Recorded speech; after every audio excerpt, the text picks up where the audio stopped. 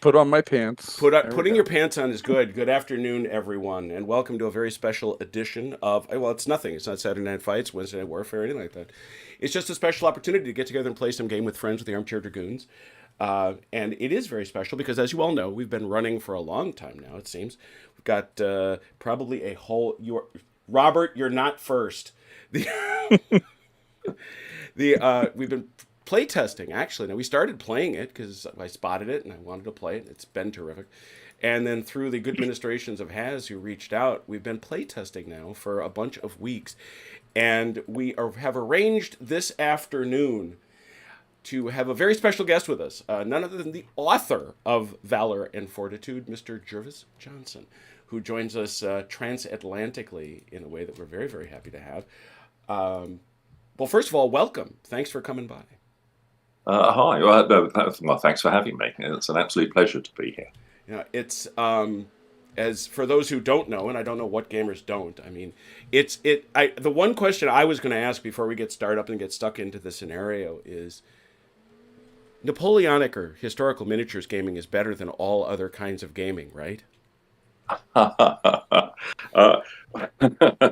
Napoleonics is great. I love it, but I love all sorts of games. It would be difficult for me to pick out what period. I'm a magpie when it comes to the game.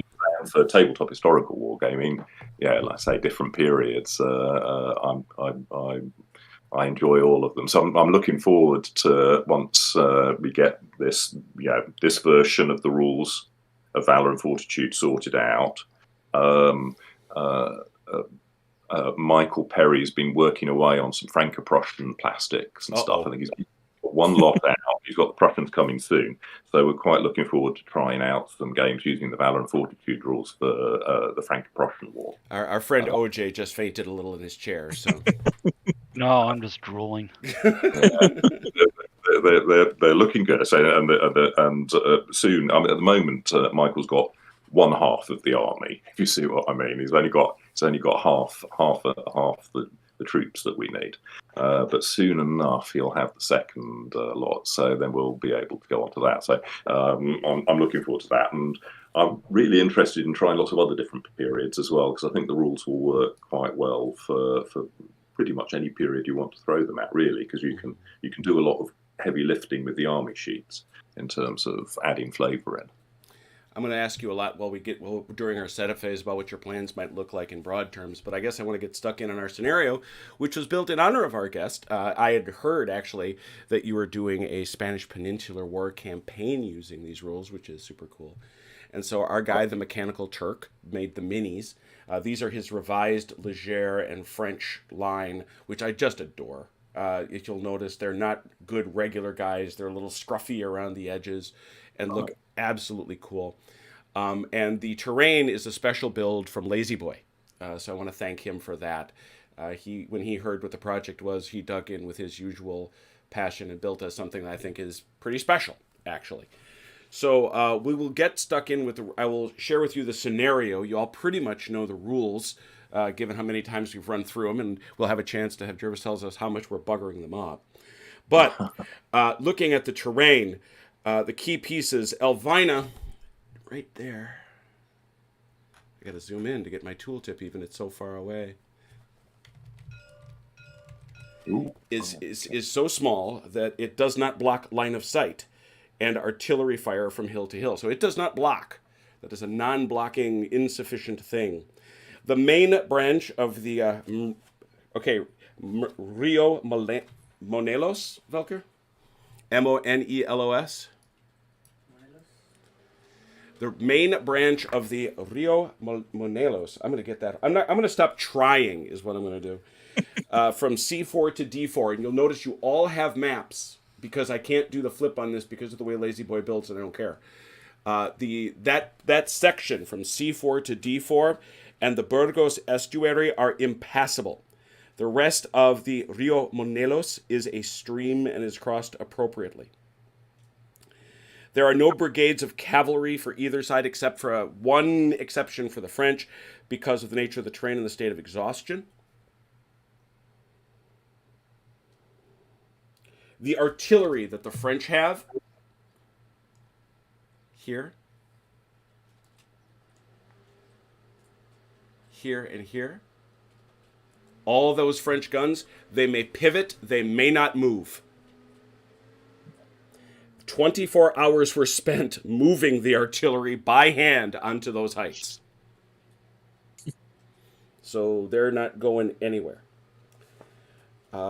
It is points. Y'all want to know? Achilles, get out your notebook.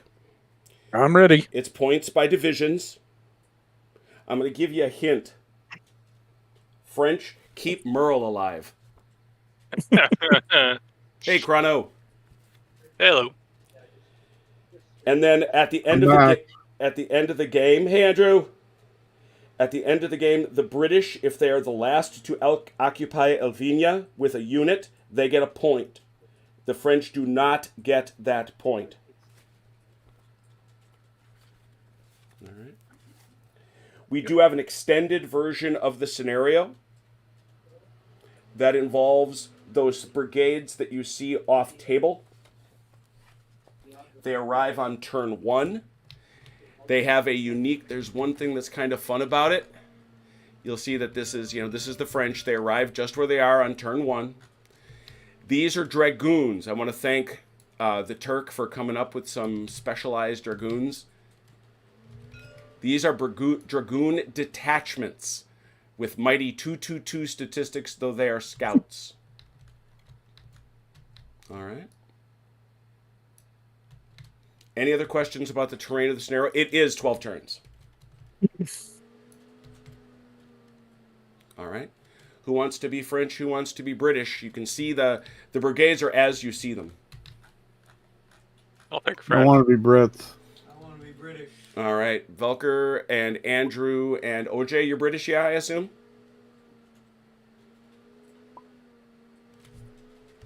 Yeah. Go French. Somebody wake up, OJ. OJ. I'm sorry, hang on. What? I knew it. British or No, French? no. You want to be... It doesn't matter. Whichever side. All right, you're British. Andrew is British, Velker is British, and OJ As is is British. French. Has it. You're Are you drinking already? All right, so... Just pop. Okay, so Achilles and Chrono and Has are French. Those are my numbers, right? Yeah? Mhm. All right. Yes, sir. Elvina, that's over here. Did I grab the wrong thing? Yes, that's it. Sorry. Okay. I'm Yeah. sorry. I was obsessed with this one because it was misnamed. It was the only one that... That was the one that had the That was the only one that that Lazy Boy hadn't properly named. All right. one with the German name. Yeah. Yeah. Yeah, exactly. I was super confused. Okay, so... with- Except the German name one is still here. It's Schneidhart. It's over here. There's another one there? Okay, I'll fix that too. Thank you. Yeah. Thought I had all that. Also, I forgot to check. Yeah, so British, set yourselves up. Remember, you're not going to get a map, so you have to use the map down here. I'll be checking you. I'm going to keep you honest, although the deployment zones are just huge. So, as a matter of fact, given how limited your setups are, why don't we do them at the same time? Let's do them at the same time to keep the ball rolling. French and allies, please set up. Shout out when you're done. And while you are setting up and while you are doing your things, feel free to ask questions. But the first thing I'm going to ask Jervis, I always ask this in Napoleonic rules because I think there are... I am not asking you the first question, which is what do your rules do differently? Because you do a ton of things that are different in this set from the hundreds and hundreds that are out there. But what, I guess, for want of a better phrase, possessed you to try to stick another Napoleonic set into the market? Well, I think the first thing to say is that I didn't particularly see these as being a Napoleonic set. I was interested in writing a set of rules that were a bit like the Black Powder rules for the games that I played with the Perrys, but that would fit onto 4 sides of A4. And so I think I wrote in when when the rules were published that, I mean, basically I'd been away doing stuff for Games Workshop. I retired a year or two ago, got back with the Perrys, and we started up playing our games again. And I was out of practice with Black Powder, and we found ourselves just flicking backwards and forwards a lot through the rule book. So I said, I reckon I could probably get a set of rules together that are only 4 sides long. And so that was really the starting point for this. Now, at the time, Alan Perry was very keen to do some Napoleonic games, because he's got the most, enormous collection of Napoleonic miniatures and sculpts away, and absolutely loves the period. So I said, yeah, sure, let's start there then. And we've stayed there actually from that would have been around about 2 years ago now, I suppose, that we started work on all of this. And we've stayed doing Napoleonic stuff because I've been kind of refining the rules and working on the army sheets and tinkering away. That's a rambling answer, but it wasn't a planned thing as such, really. It came out of a conversation and chatting and saying, wouldn't it be cool if? And I guess I do want to nail down, because things of largely antiquarian interest like that fascinate me. What was that instant that you where was that instant you decided to try to build something that was 4 pages long? Where did that happen? Well, it's a thing that I've kind of been working away at for a while now. I think the starting point was that when Games Workshop effectively kind of relaunched Warhammer, Warhammer changed from being Warhammer to Age of Sigmar, and one of the things that I was given in the brief when that happened was that there was a desire that the rules for Warhammer would fit onto 4 pages, so that they could be given away for free and easy to download from the website and so on. And that, as a games designer, was a really interesting project, because you're taking a rule book for Warhammer, which is hundreds and hundreds of pages long, and trying to squeeze it down. And I found that actually the process, that the restrictions of having to work with the 4 pages made me work very, very hard and only put things in there that I liked. Now, the Warhammer Age of Sigmar rules have grown a bit since then, but the principle of keeping them as short as possible kind of survives on. And really, I wanted an opportunity to explore that process again, going through it, but one on a subject where it was just me, if you see what I mean, designing the games. Because working at Games Workshop, there are lots of other things I had to take into account. There are all kinds of other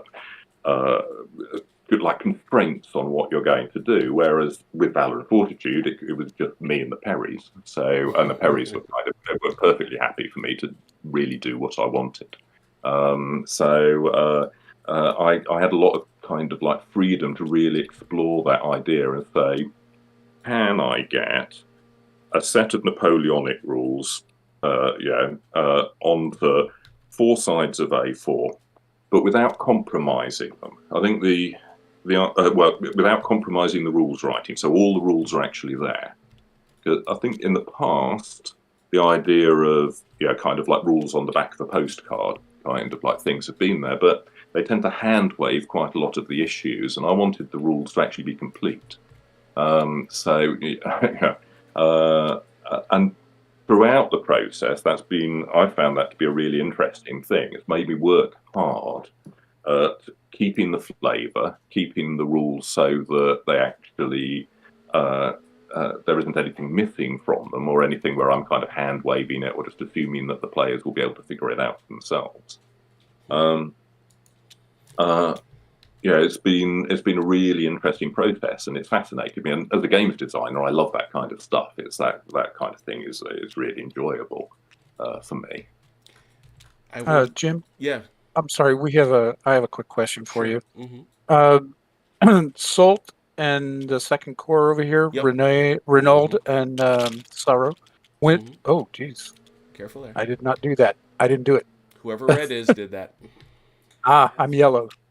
So why are you messing with Has. You got my ruler out. I couldn't have done it. Yeah. Can't pick stuff up with the ruler. When You're do they moving come all on? kinds of stuff, Has. Yeah, you are. Shouldn't be able to. Move on, Has. You are. Switch to F1. Is each square Okay, 18 in the map? Yep. Okay. Okay. When do they come on? They come on first turn, but I was going to point out to you, this, you see right here? That's Yeah. part of your deployment zone. Okay, so So it's you can this deploy. square and this square, or It just is this one? just that middle square. This square belongs to Merle. Okay, so it's just this one, Yep. and So it's they kind- come on in turn 1. Yeah, So well, 12 no, inches like in. I say, these guys, the guys that you would deploy in here, Mhm. in this 18 inches, they can be on right now. Okay, So, So- whatever you can fit up in there, if you can fit the whole thing, whatever you want to do. up to 18 inches. Yeah, right? because then the rest of it can come on anywhere on this hill. On turn 1, they march on as part of reinforcements. I gotcha. Okay. You will Hey, notice. You'll notice, by the way, that the French, given the changes that were made recently in 2.4 to the Légère, I've restatted the Légère. However, there are some French Légère that Michael rated poor, and I have kept them as Marie Louise's.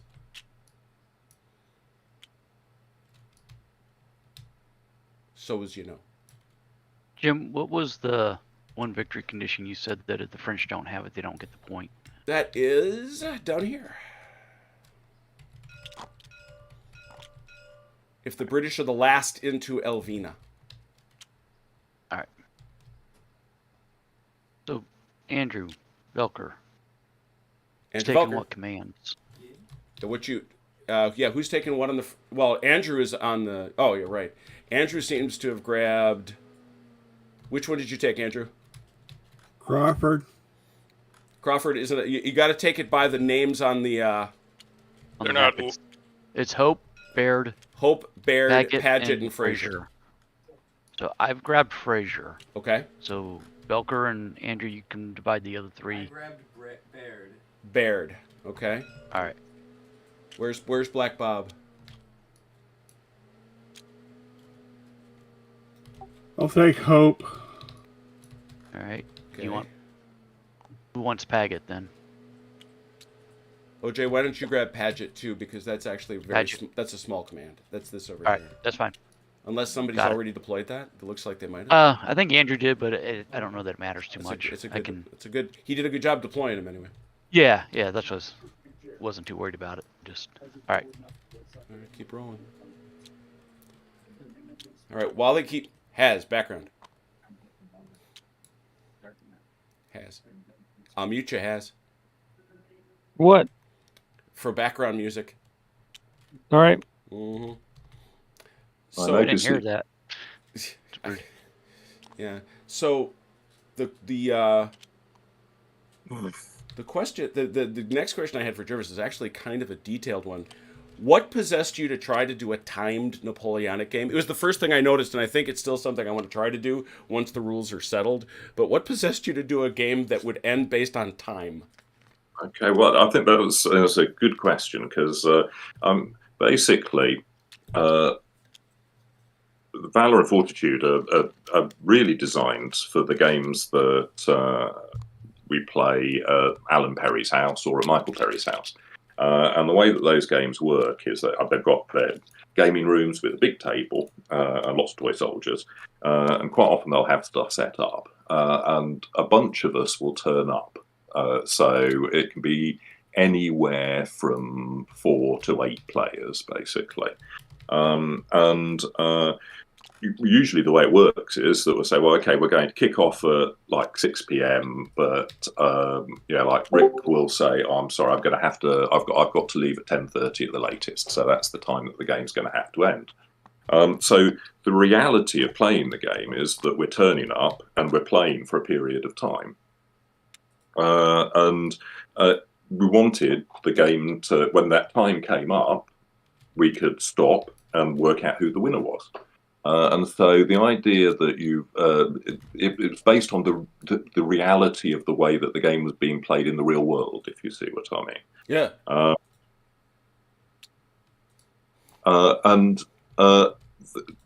during the process, again, I write a little bit about this in the introduction to the rules in War Games Illustrated. That idea of it being timed was added in really quite late on. I had all kinds of clever mechanics for deciding which side won, and whether an army would break and the other side would win. Things I came up with various things, especially using the fate cards. I had all kinds of clever ideas of ways of using cards to move the clock along, and so I had one for one playtest session. Memorably, I turned up with a clock. And I turned it on half an hour unless a certain card was played, in which case the clock would go on for either a whole hour or only 15 minutes and stuff like that. But what happened whenever I did that was that either the game wasn't anywhere near finished when the time ran out and we had to pack up, or it finished far, far too early, leaving everybody standing around saying, well, what are we going to do now? We can't start another game. And Dave Andrews, who was one of the playtesters there, said, look, Jervis, I mean, the reality is we want to play a game for this amount of time. Your clever game mechanics aren't really helping terribly much here. Can't we just say that we'll play till we finish and then work out who the winner is? And I thought, actually, that's a pretty good idea. So I stole it and used it. And that's where the time came from. It's a weird question to ask you. I can't think of another game that does that. It's funny, actually. I came across one. Oh, yeah, I know. I was because I can't either. But then, in a weird bit of synchronicity, I was checking out. I've got it round here somewhere. It's an old War Games book by somebody called George Gush, I think. Oh yeah. Where it's got a Franco-Prussian army battle report in there. Okay. And a set of rules, and I was rereading it because I was saying earlier that Michael Perry's doing a Franco-Prussian range, so I thought I'll have a look at that and see the way that he went about it. And in his game, he has a time limit. Basically, he says, say how long the game's going to last, and this is how you work out the winner. So there is nothing new under the sun. I mean, that's from back in the early 80s, I would guess, or mid 80s that was done. Is that so even that? Is it that new? I think I've got that book. I gotta look that up. Yeah, I've got it around here somewhere, but it'll be on my shelves, and I don't want to kind of like spend ages trying to track it down. No, it's a great little book, but I hadn't really seen it anywhere before, but it's worked really well in our games. I mean, we still sometimes finish early because you can sometimes say, well, actually, we're going to call this because it's obvious one side or the other has won. And there are lots of other ways that you can go about doing that kind of thing, but it works well for us, and so that's what I've incorporated into the Valour and Fortitude rules. That is really cool. I like I say, I don't know as we're still facile enough with the rules to try it, and certainly with nothing this big, but I still like it. And by the way, the reason I'm just telling the lads that the reason I was moving the guys around is y'all got to pay attention to your map deployments. So anyway, you were saying? No. One of the things that I found really interesting was when you guys first got in touch with me and sent me a link through to one of your games being played. Watching it is that obviously the way that a game is played and the environment that it's played in has an effect on the rules. So it's interesting looking at Tabletop Simulator. If I was writing the rules for a game like this, there are things that I'll probably do slightly differently. I think that one of the interesting things is that I've had to explain to players quite a lot. One of the things that people often get a bit confused about is defensible terrain, defendable terrain, particularly the forests. Because they're used to kind of like most war games rules will say, well, you can move through a forest, but you move at half rate. Yeah, that was more than a little confusing, I cannot lie. Yeah, absolutely. And I think I've got it better explained now. And one of the ideas when we do the version 2 rules is that effectively the rules will be 4 pages, but there'll be another 4 pages, which will be like the front cover, my introduction, a quick reference sheet. And what I'm going to include for version 2 is some photographs of examples of things. Ooh, saucy. Just on the inside back cover, and one of the things that I want to show is a unit in a forest, basically defending a forest. the reason that I kept the rules in is because in the games that we played, where you're physically moving models across the battlefield, trying to move a formed unit of troops through woods is really difficult. And it's actually quite difficult to do it just with open order troops. They won't always fit. So what we found was much easier was just sort of like saying, well, this unit is going into that wood over there. We'd move, and then we'd say, okay, it's in the wood, and effectively we'd decorate the wood model on the battlefield with some of the models from the unit to show it was in there. And the rules that you get in Valour and Fortitude reflect that. Now, with Tabletop Simulator, you can, the physical quality of the trees and things like that doesn't impede you placing a unit in an area of woods. So I think you could do the rules quite differently. I just found it really interesting how the environment like that and the way that the games are played can affect the rules. Yeah, and I think you've seen, we've tried to come up with some creative ways of marking that. Remember, if you have disciplined musketry, you can't be an attack column. I'm looking at these people here. Looking at the British. Mm-hmm. Oh, that's right. Because they're dedicated rifles, right? Disciplined musketry. Discipline. Yeah. Yeah. And that's disciplined musketry is an interesting rule because with the British, our early playtest games were mainly Prussians, Russians, and French, basically. Yes. It's only later on that we started to get onto the British, and one of the things there was that the players really didn't like it if the British formed assault columns. They just it wasn't right. Well, can I say that, God, I love our hobby where you have a group of people who are just peeved beyond comprehension. Those fellows are an attack column. Absolutely. And you want being? Could form attack columns, and sometimes they did when they were attacking like built-up areas and stuff like that, it seems. But in the end, I just caved in and said, okay, well, look, what I'll do is, and they also kept badgering me about the fact that British riflemen, British musketry was very good. So I came up with the musketry rule to deal with both of those things at the same time, and just banned the British going into assault columns at all. So the guys who invented the tank aren't allowed to do an assault column. Cool. It just sounds so counterintuitive. Yeah, because the tank's really nothing more than a assault column by itself. Yeah, in this period, they didn't. They fought in lines primarily, the British. So they were quite old-fashioned in that way. You go back sort of like 30 years, then pretty much all of the armies were fighting in lines and would have had the equivalent of the disciplined musketry rule. For the regular troops at least. The assault column was rather a newfangled invention, I think, in this period, and got copied pretty quickly when people saw how effective it could be. But again, one of the interesting things for the version 2 rules has been trying to get the balance right between units in line and units in an assault column. Because I think in version 1, the assault columns were just too good. They were faster and they were really good in a fight. Yes.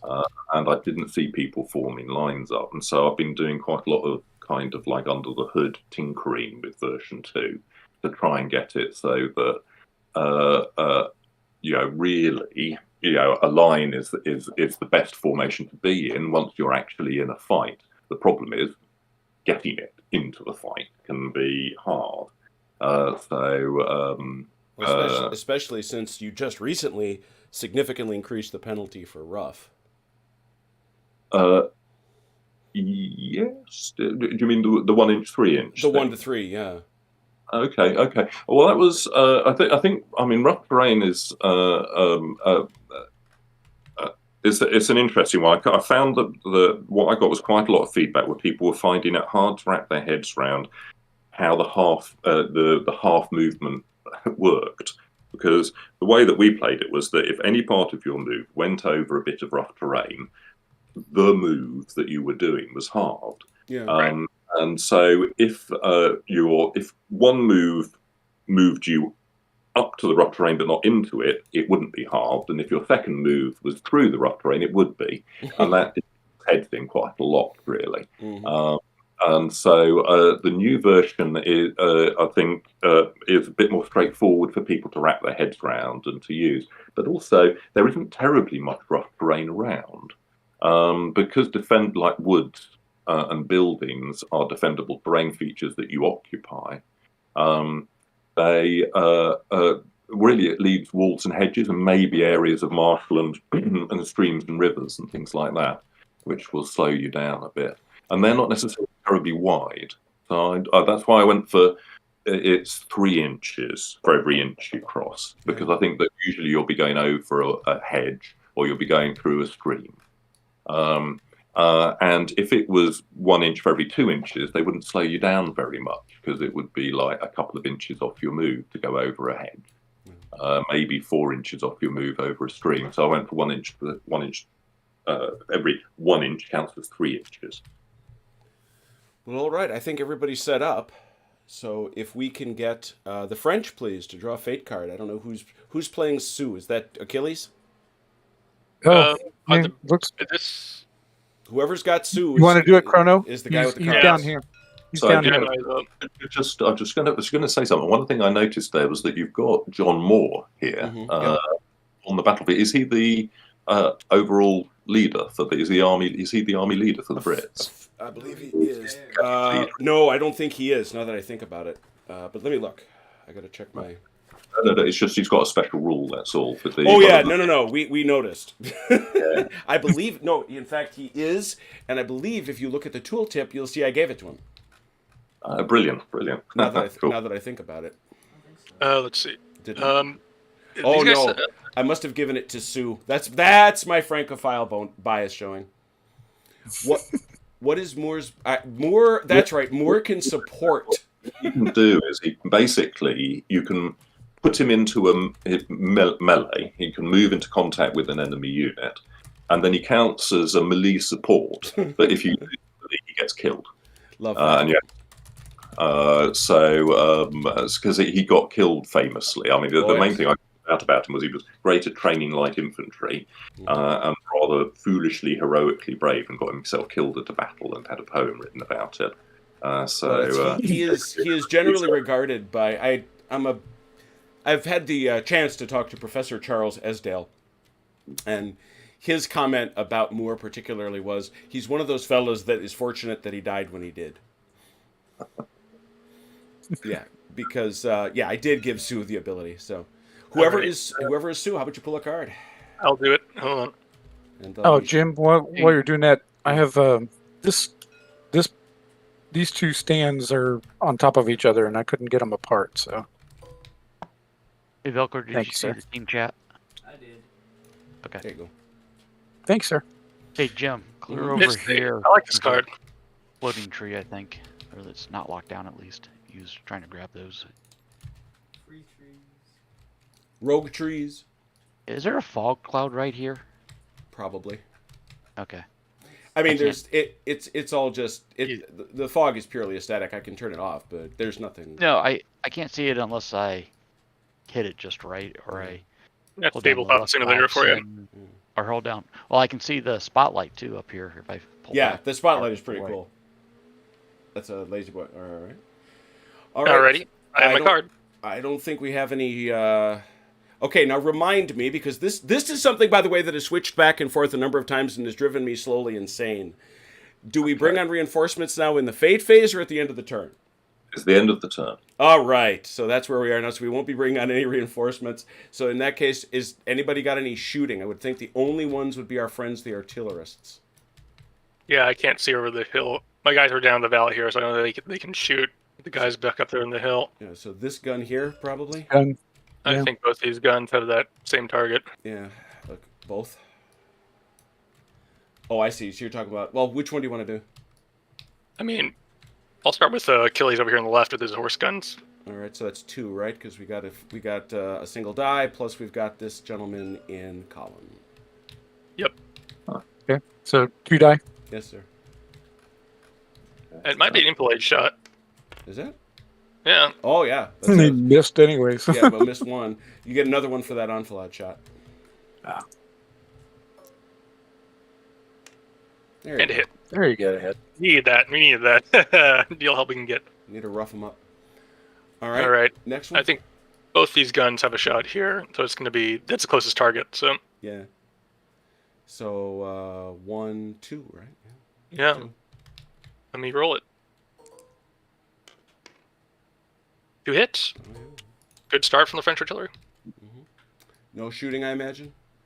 I know infantry shooting. They're all back on the hill, so I can't really see them. Okay.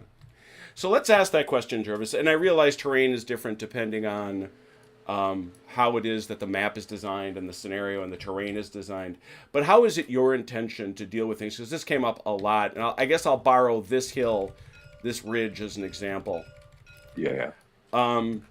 Is it a certain distance back from the lip of the ridge? Should we be looking for military crests?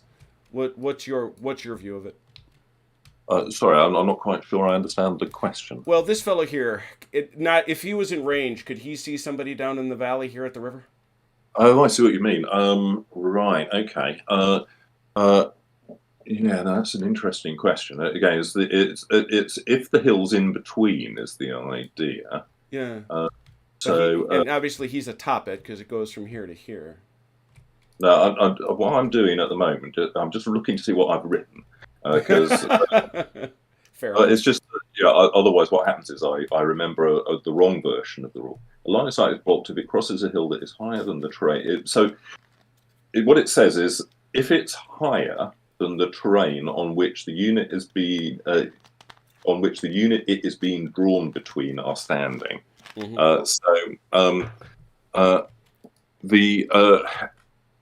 The tables that I play on, hills are kind of like they don't have a flat crest like you've got there. Naturally molded hills. Yeah. They're modelled hills and they kind of go up and down. The idea is that if you're on the reverse slope of that hill, you can't see or be seen. That would mean that if I was playing with something like this, I'd imagine there was a crest line, kind of like you were drawing just there, if you see what I mean, running along the middle of the hill. Yep. And that you'd be, if you were on the reverse of that, you would be out of sight. And if you were on the far side, if you were on the other side of it, you'd be clear. Rather, because what these hills are, they look like they're designed to be. They're kind of contour level hills, if you know what I mean. Very much. And that works quite well on a war games table. But it's not the sort of hill that the Perrys have, which look more naturalistic. So if you're using a contour level hill like this, what you need to imagine is that rather than it having those very steep, almost cliff-like drops off, it's running smoothly down and up, unless you specifically want there to be something like a cliff, which I think you've got at the back by the stream, where the French artillery is. That's a proper escarpment, I would say. It is. So the way that I'd interpret it is that I'd try to imagine those more gentle hills as actually being, like smoothly going up to a crest line. Right. Well, then from then on we shall search for crest lines. That's actually a helpful answer. That's very helpful. Yeah, we've done it before the game. We have the rule sets when you have hills like this. So yeah, so that'll be our approach. Everyone write that down. So all right. Well, therefore we need a free activation from Sue. I will use that on Renaud here. All right. Other French who want to activate or try to. We'll go with Lefebvre. Go for it. I need a die Want another one? roller. Where do you want it to be, Has? Right by the British Fate deck. British Fate deck. Finding it. Thank you. Coming in. Die roller. Not sure why the British Fate deck is down here at the French side. I'm not exact. Well, because reasons. I don't know. I will try and activate Boy here, I guess. Go for it. Lefebvre. Oh, he's raring to go. They're salty. Damn. Cards just flew by. Sorry, man.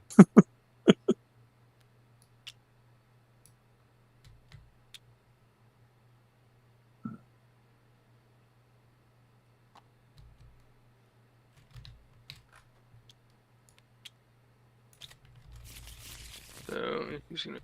All right, everybody moving. All right, so that will afford me the opportunity to ask for the future. So I took from you, Jervis, the statement that we were going to have a bound version of these rules. Yes, that's the plan. Not necessarily a bound version, but the idea is that there'll be the version 2 will be published by War Games Illustrated. Okay. I can't say exactly when that's going to be and stuff because but that's the idea is that they'll publish them. I don't have any real intention of kind of like doing a big thick book version of Valour and Fortitude. I really like the way that the rules are short and you can download them for free from the Perry's website. I think one of the things that I found that's very satisfying about that format is that it makes them particularly useful for people who don't who are in places like Italy and France and Poland, and all kinds of places, because they can take the rules from there, and it's very easy for them to translate them or just to use them. Whereas books that are imported and are in English tend to be very expensive in those countries. So you see what I mean? I think it's just a good way of doing it. So I don't particularly have any plans to do a big bound version of the rules, but I would like to make when we relaunch the rules, to do the support a bit better. So I'd like to do a video tutorial showing you roughly how to play and stuff like that, and a battle report that you can download from the Perry's website, which acts as an example of play, so people can actually see how the rules work in practice, which is something that we didn't do when the version 1 came out. And I think that I like the rules being very short and concise, and I don't want to expand them and clutter them up with lots of examples and things, because I think that the short rules work well at the table when you're using them as a reference thing. But I'd like to support them with stuff so that people can get an idea of how the game is. We imagine how we play the game and the way that it looks, if you see what I mean. Does that make sense? Oh, yes, except we want all the army lists. Yes, indeed. Well, that's if I can lock the rules down, then instead of tinkering with the rules, I can start doing the rest of the army sheets. Because there are some of us who might have certain Napoleonic predilections that are a little hacked off, that we don't have our our early imperial French statistics. Why? Absolutely, I think that in particular, kind of like the early Prussians, so your French pre-1805 reforms and things like that. Would be really cool to include. Go ahead, hit him, Chrono. Tell him. We need all the army sheets to do Leipzig. I mean, they gave us the Allies sheet already, so I can use that already for the Saxons. But okay, just check. Yeah. I would feel dirty and bad if I didn't give my friend the chronologist a chance to say how desperately he needs Saxon statistics. Well, the Allies list, I think, should satisfy for that. Really, yeah. I did stat them out. So. Oh, you have already? I guess I didn't know that. I haven't shared them yet. No. But again, I think there's an interesting thing there about the way that we imagine these things working, because I think what I need to do is kind of I tried to do it with the Allies list by including some of the examples on the end very quickly, just to show, look, this is the way that you can do it yourself. Mm-hmm. And I think that Valour and Fortitude is it's a good set of rules for people to just kind of like do it themselves, come up with their own army sheets. The army sheets are very short. And a lot of the things that you can kind of like swap over and transfer around. I've got a points value page now, which I'm going to put up when version 2 comes out, so people can work out the points values for units, which I think will probably make people feel a bit more comfortable about doing their own army sheets and coming up with stats for units and things like that. I'm a guy who tends to think that points value armies are rubbish, but I understand people want them. Absolutely, but I think that and I think that's a whole subject. I have to say. Oh yeah. No. I'm aware. No. But I think it's fascinating because I mentioned the Age of Sigmar 1 rules first of all. Sure. When Age of Sigmar 1 came out, one of the big things for it was it didn't have any points value. I know, at all. and which is why I felt I actually had a quiet thought that maybe you were leading some sort of a quiet insurrection. I was very pleased. No, that wasn't my idea. I said they were mad. But quite honestly, I was proved right. It was the thing about points values is that for people who aren't very confident about putting together a scenario themselves or figuring out the two sides for a game, it gives them that comfort of knowing that as long as the points values are right, then they're okay and they can just play. So it enables people to organise games for themselves, basically. Now, in actual fact, we never use them in any of our games. I've never. What I do is I'll add up the points after we've played a game to see whether they seem around about right. If you see what I mean. Yeah. But invariably the way that we play is that it'll either be part of a campaign, in which case the points values won't have really come into it terribly much anyway, or it will be like one or other of us will come up with a scenario based on some kind of historical battle and just kind of go from there.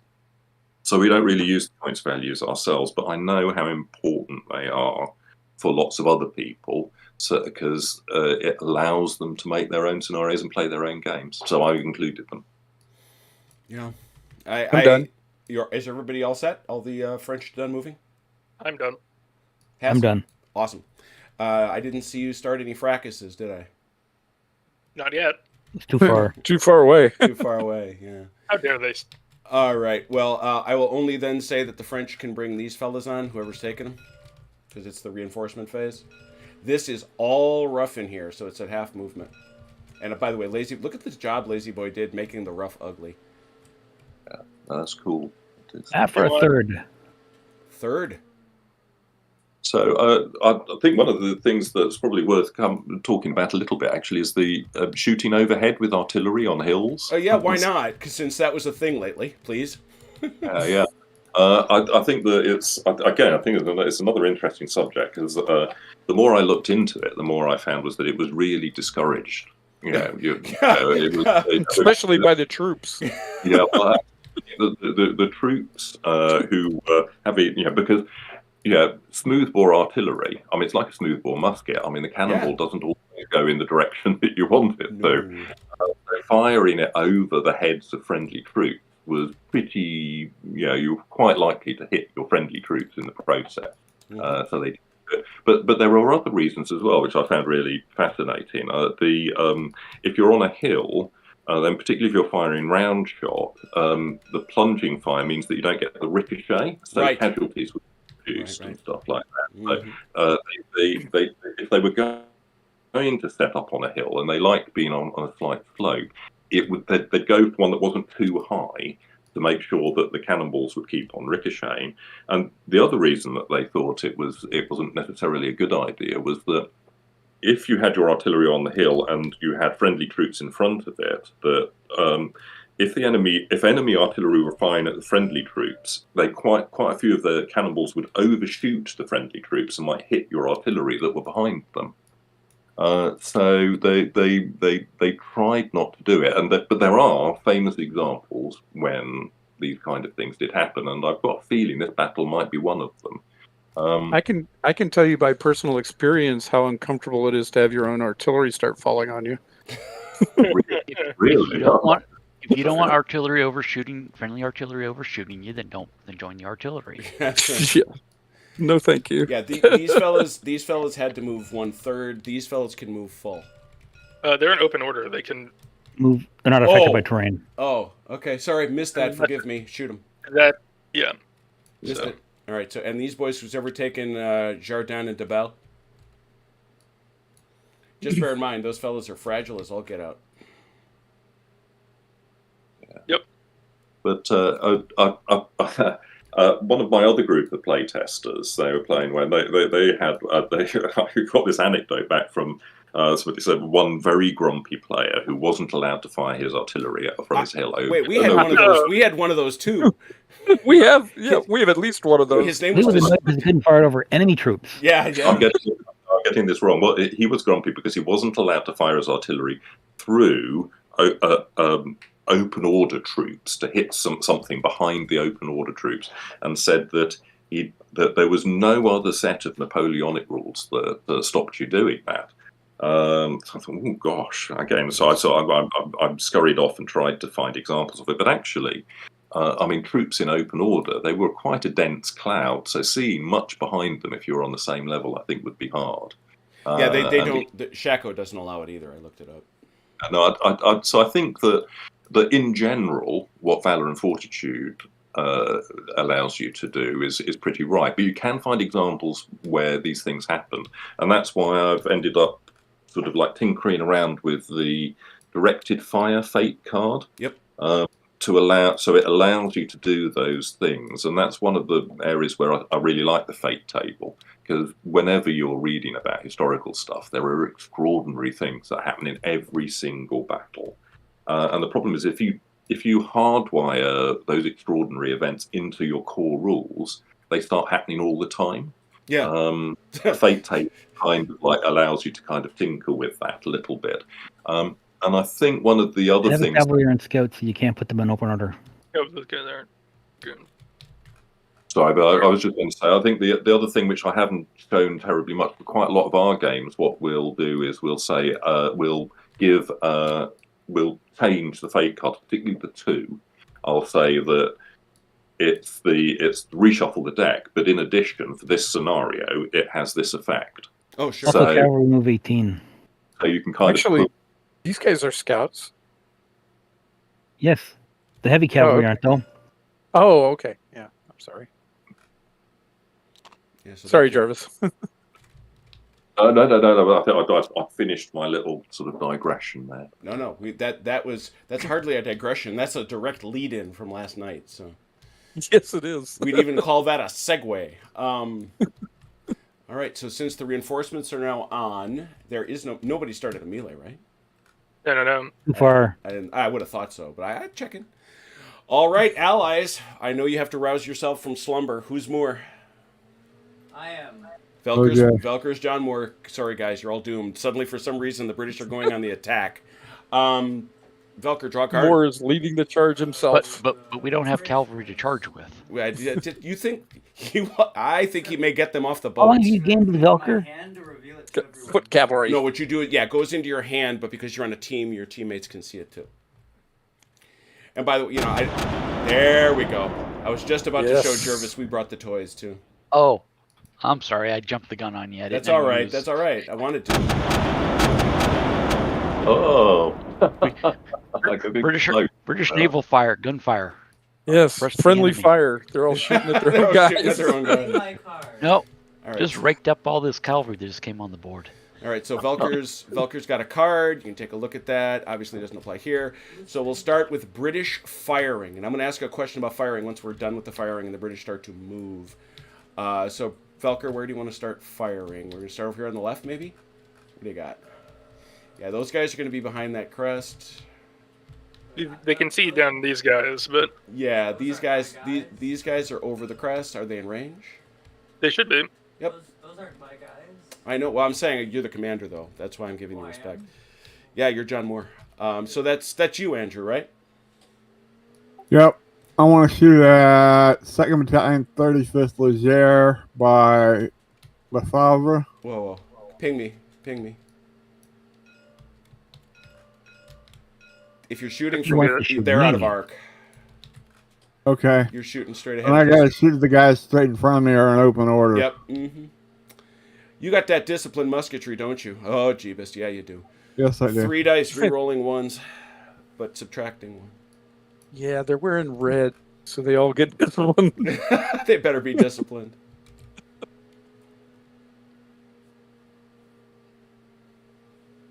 Can't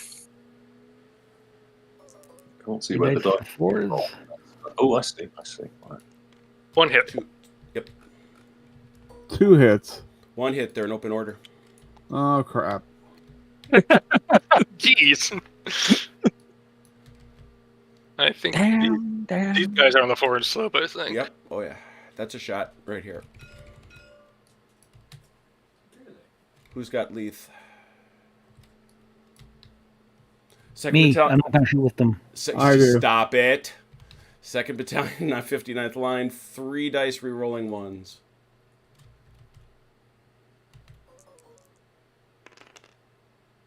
Uh-oh. 2 hits. 1 hit. No, they're in full order. So 2 hits, re-roll that 1.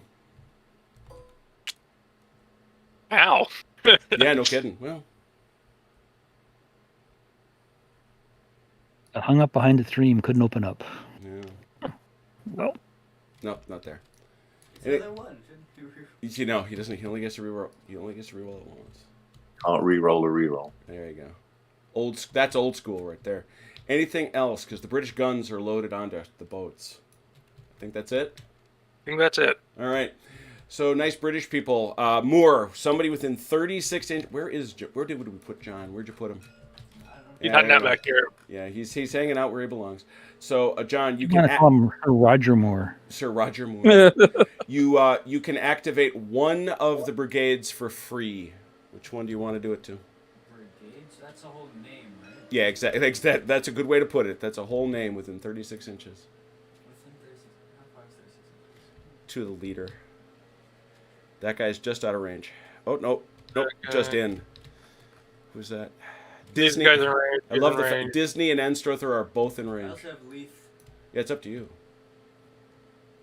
Also, this guy. Also, Hill, if you want to activate Hill. Yeah. But Crawford is out. Well, I figure I should order my guys who are right at the front lines, right? Do they need the lords? Well, who do you want to move? It's like it's necessary. Yeah, there's multiple choices because you got all these guys back here. It depends what your strategy is because you got all these guys back here that are far, far away from any French people. Right. I think they're also out of the 36-inch range, unfortunately. Yeah. It just You depends. also got these guys up here. Alright, so I'll order Disney for now. All right, Disney's got a freebie. Who do you want to try to activate, Andrew? Leith. Go.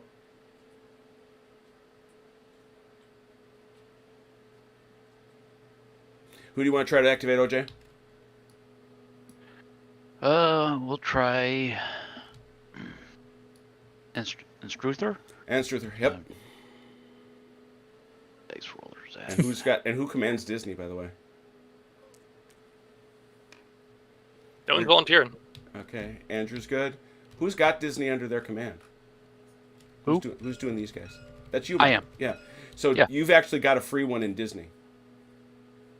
Oh, I do. Yeah. Okay. Yeah, I gave you Disney that the free. For free, yeah. You're gonna have to detour around the rifles. It looks like. Right. All right, so you guys are moving. So that gives me the opportunity to ask Jervis the second rule that leapt out at me and made me go, okay. That is, I'm going to say you have written the only published rule set for Napoleonic warfare that allows troops to shoot figure to figure in line. What possessed you to do that? Well, I'm not sure I quite understand the question. Figure. I will happily show you.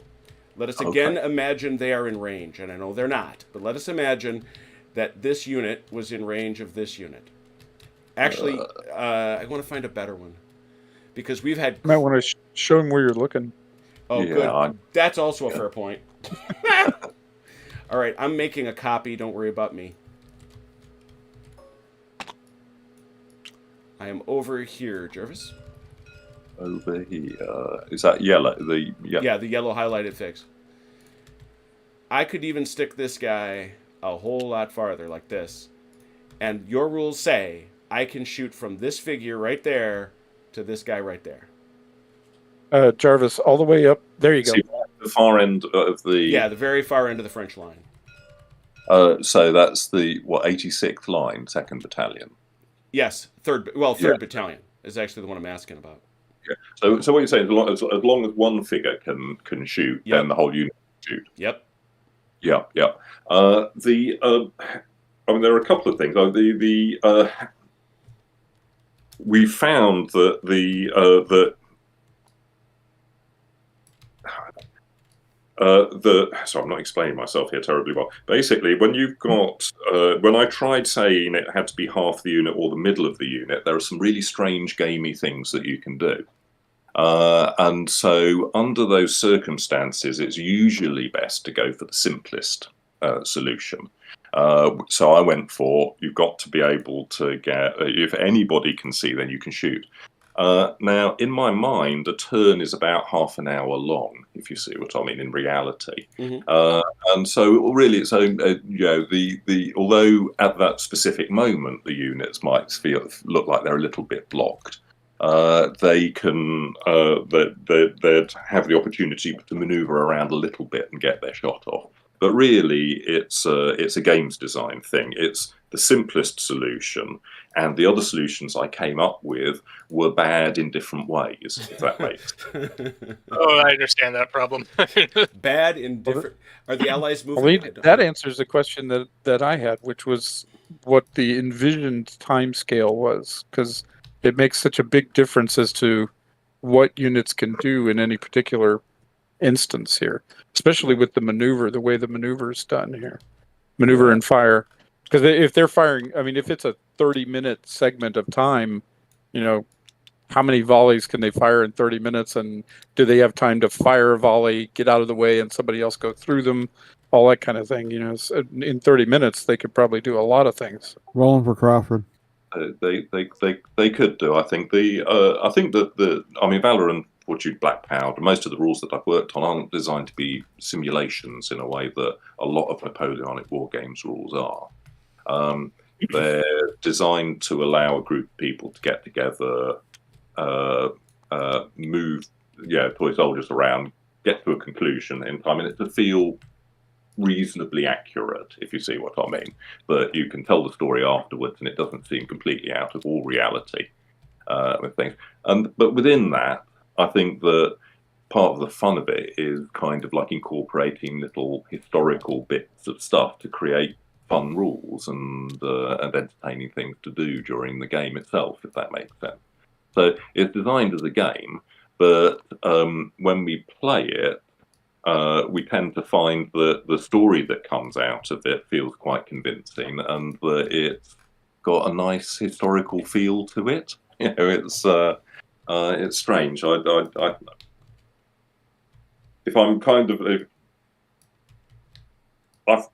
I find it very difficult to articulate this, because it's one of the things that I found with Black Powder in the past as well. I mean, Black Powder is very similar to Valour and Fortitude, and that's not surprising, because I basically kind of like the Black Powder rules for something that I came up with first of all, based on Rick Priestley's War Master. Did Peyton pass on it too? Yes. I thought he did. I just wanted to double check. Okay, so because I'm used to playing Austrians. Yeah, understood.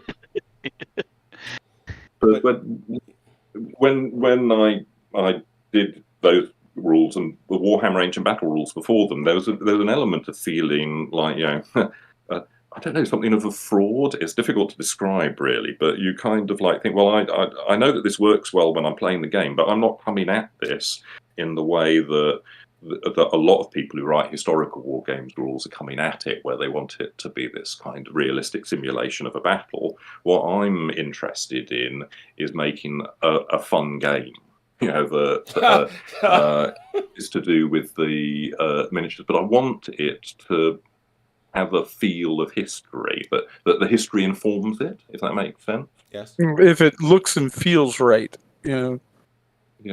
But also, is it you have to keep it as playable as possible, and I think that's one of the things that I found interesting about working with the 4-page rules and the army sheets. There's one of the things that I found with a lot of the Games Workshop games that I worked on was that even when we tried to keep the rules simple, they ended up very, very complicated very quickly. And we started using this term. There's a term called cognitive load, which is basically the amount of information that you can kind of like fit into your head at any one time. And I think that it's really easy for a war game to cognitively overload the players. The amount of stuff they have to keep track of kind of like stops them being able to play the game unless they've got a computer to help them out and stuff like that. So Valour and Fortitude is trying to keep the cognitive load as light as I can make it while it's still being an engaging game. So the rules are short. So if you've got that one piece of A3 paper, that's there, and the army sheets to go with it are designed to fit onto one piece of paper. And so if you've got those things, you've got all of the information, and you should be able to grok it, if that makes sense, and read it and kind of like keep it in your head. My cognitive load ends at page 1. OJ, What? You can't move and then form a square in the same turn. That is correct. Yeah, the only Oh, form a square is form a square. that's That, right. that was revision. Velker, did you got somebody you need to move? Yep. Yep, so I'll have to redo those. Bentic, go for it. 1d6, anything but a 1. You're good. But Yeah, I just looked at more 6-2 abstract things. I think that to solve the reform piece. whenever you design a It game, tells you on them if you highlight over at Velker. No, that's fire. Oh, that's right. It is fire. I'm sorry. Sorry, Jervis. Yeah. Column is 12 columns inches. is 12. Yeah. Yeah. And line is 6. 6, yep. line. And square is 3. You have no idea how happy you made Has, Jervis, when you suddenly allowed squares to move, to ramble about the battlefield. That's true, but very slowly, very slowly. I think what I was going to say is that what I found with this is there are certain areas of the game which have been really hard to get right, and squares is one of them. Squares and defendable terrain have been the thing where basically the rules have stayed the same all the way through, but I have tinkered with them endlessly based on what people have said. So first of all, squares couldn't move at all. Now they can. The balance between what a square does versus cavalry, because the feedback I was getting was either that squares were invulnerable, or that cavalry were riding right over them, or that units were never going to form a square because they could just bounce the cavalry off like without forming a square and stuff like that. It's been a roller coaster ride, I think, trying to get them right, but it feels like they're in the right sort of place now, that there's a nice little balance there. And one of the very last bits of that was just stop saying that if you're going to form a square, forming a square slows you down. So if enemy cavalry are nearby, what it does is tend to stop the infantry in their track, so they form the square, and then the following turns they can move very slowly across the battlefield, but what they can't do once the cavalry are within charge distance of them is maneuver terribly effectively without great risk. Valkyrie, you got somebody else you need to maneuver? Yeah, Manningham. Coot!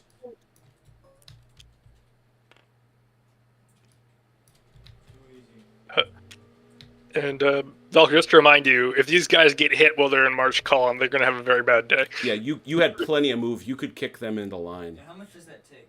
Nothing. It's a separate thing. You get one move and a reform or formation change, or 2 moves. You basically. could kick them into line right where they are. Oh, perfect. Does that have to be a straight line? Yeah, it kind of does, yeah. Have you thought about that, Jervis, conforming to terrain like this? I have, and it's just never really come up terribly much in our games. I think that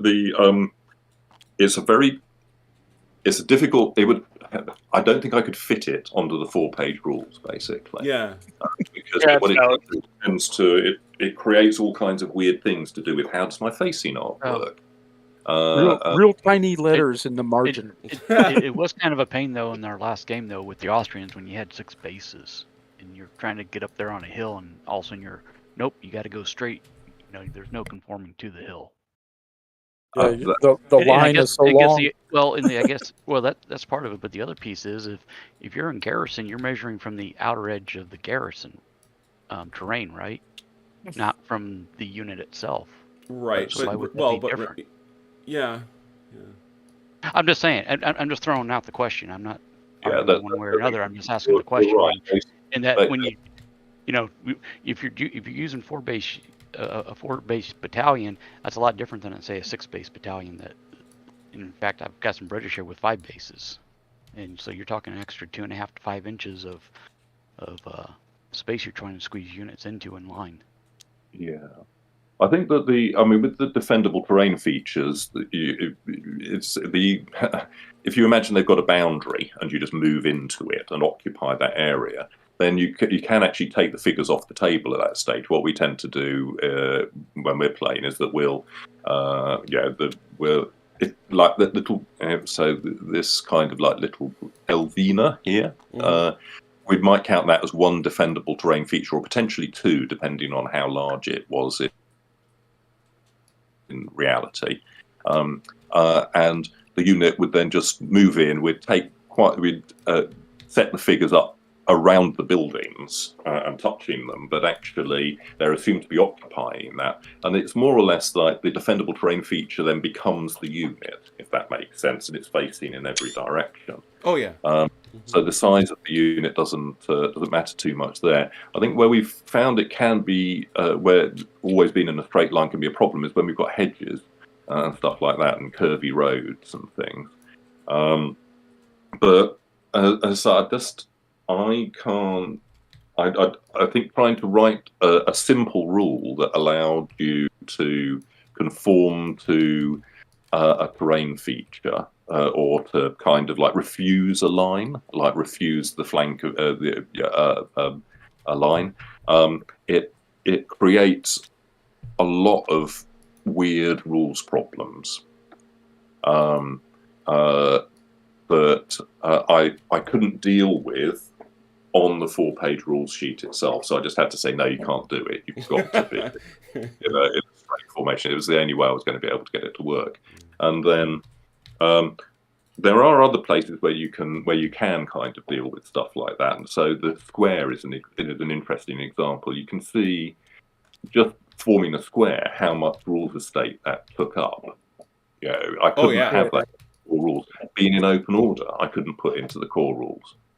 So I put them onto the army sheet. So I'm cheating a little tiny bit to an extent, but my justification for that is that I imagine doing army sheets for different periods when units didn't form a square, or they formed a square differently, and things. So that's okay. I can do that.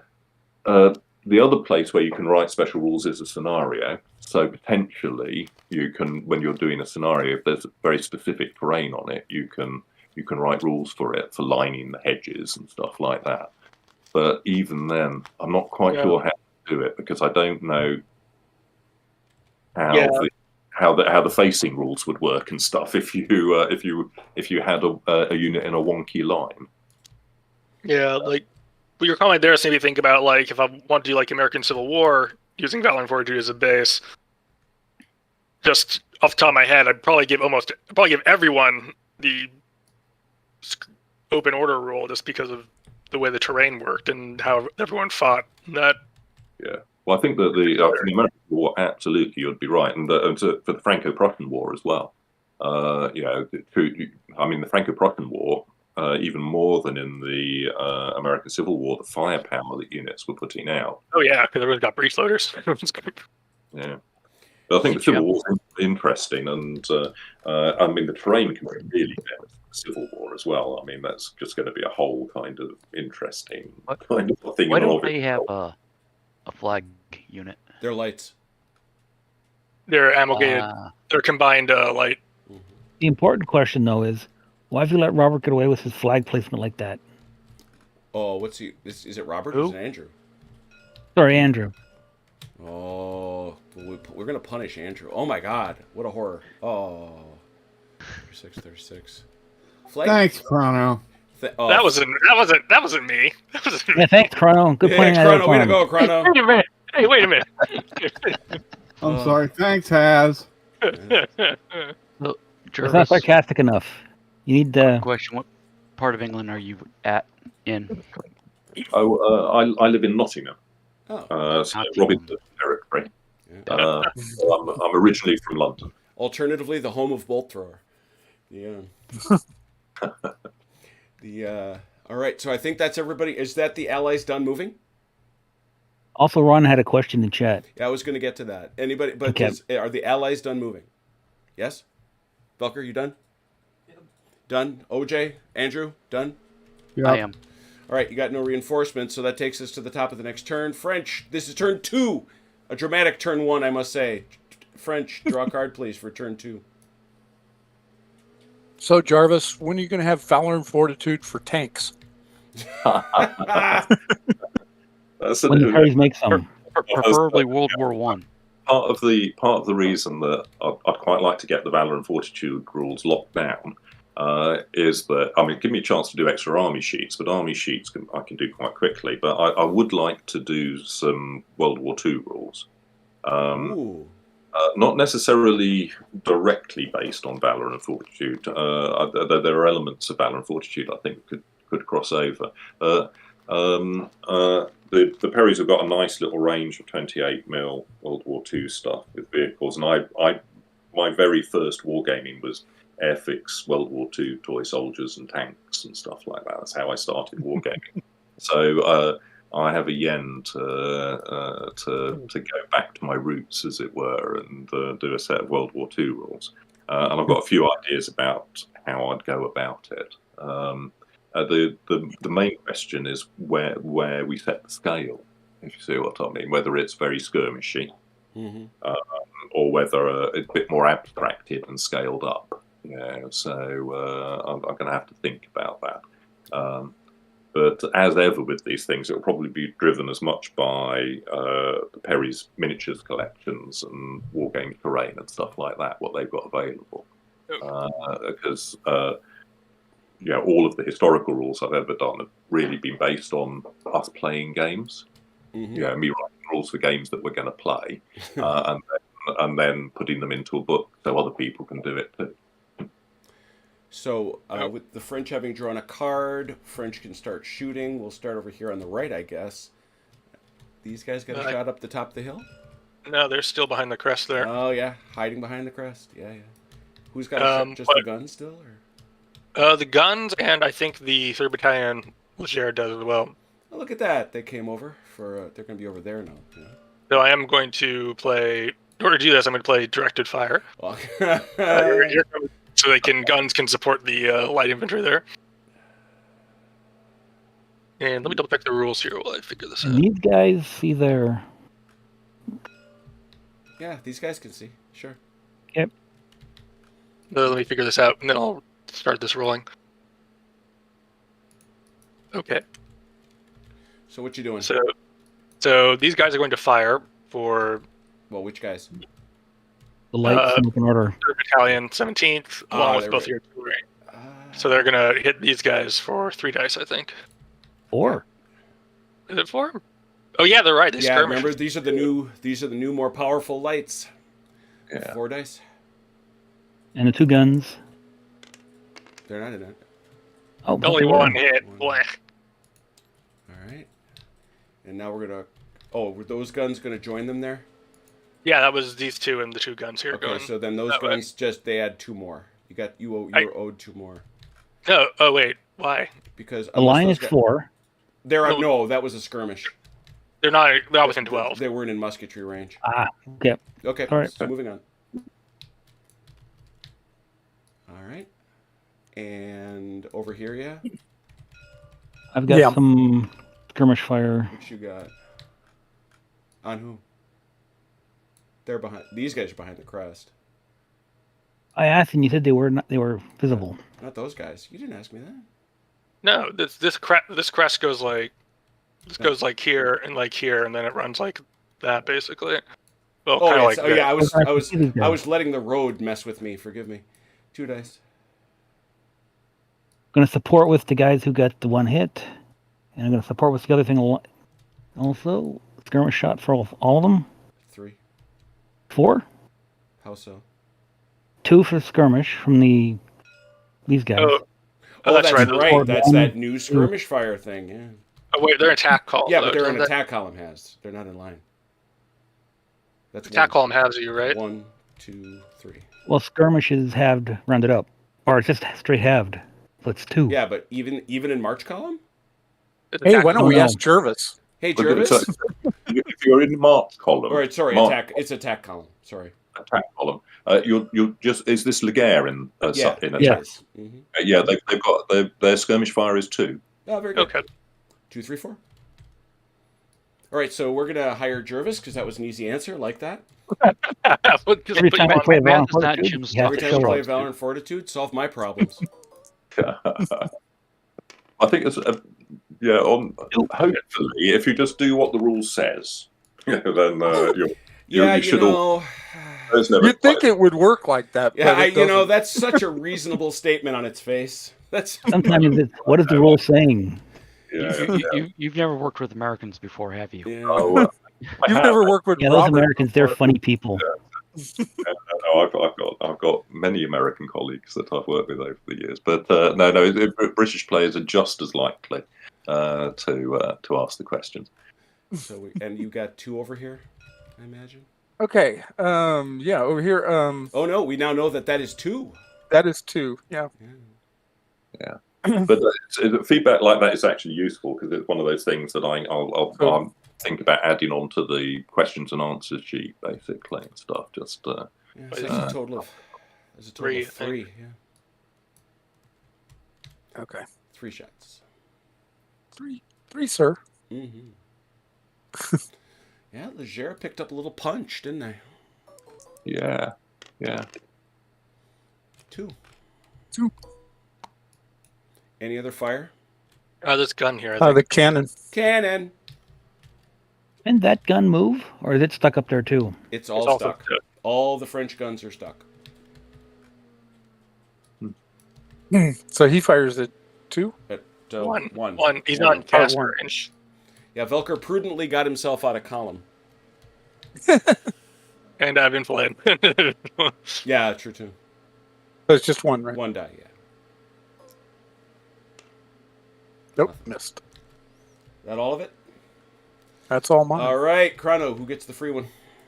I'll give it to Lefebvre here. Lefebvre. We got Lefebvre. Over there. Lefebvre. All right, Lefebvre's got a free one. Who you rolling for Achilles? It would be Renault. All right. And I'll go for Foyt. So I assume you got the free one? Yep. Cool. All right, so the question asked out in the chat, Jervis, was there's been a little back and forth between the power of army leaders. You know, they started out as just this pretty generic thing about rallying and the ability to give a free command and all that other stuff.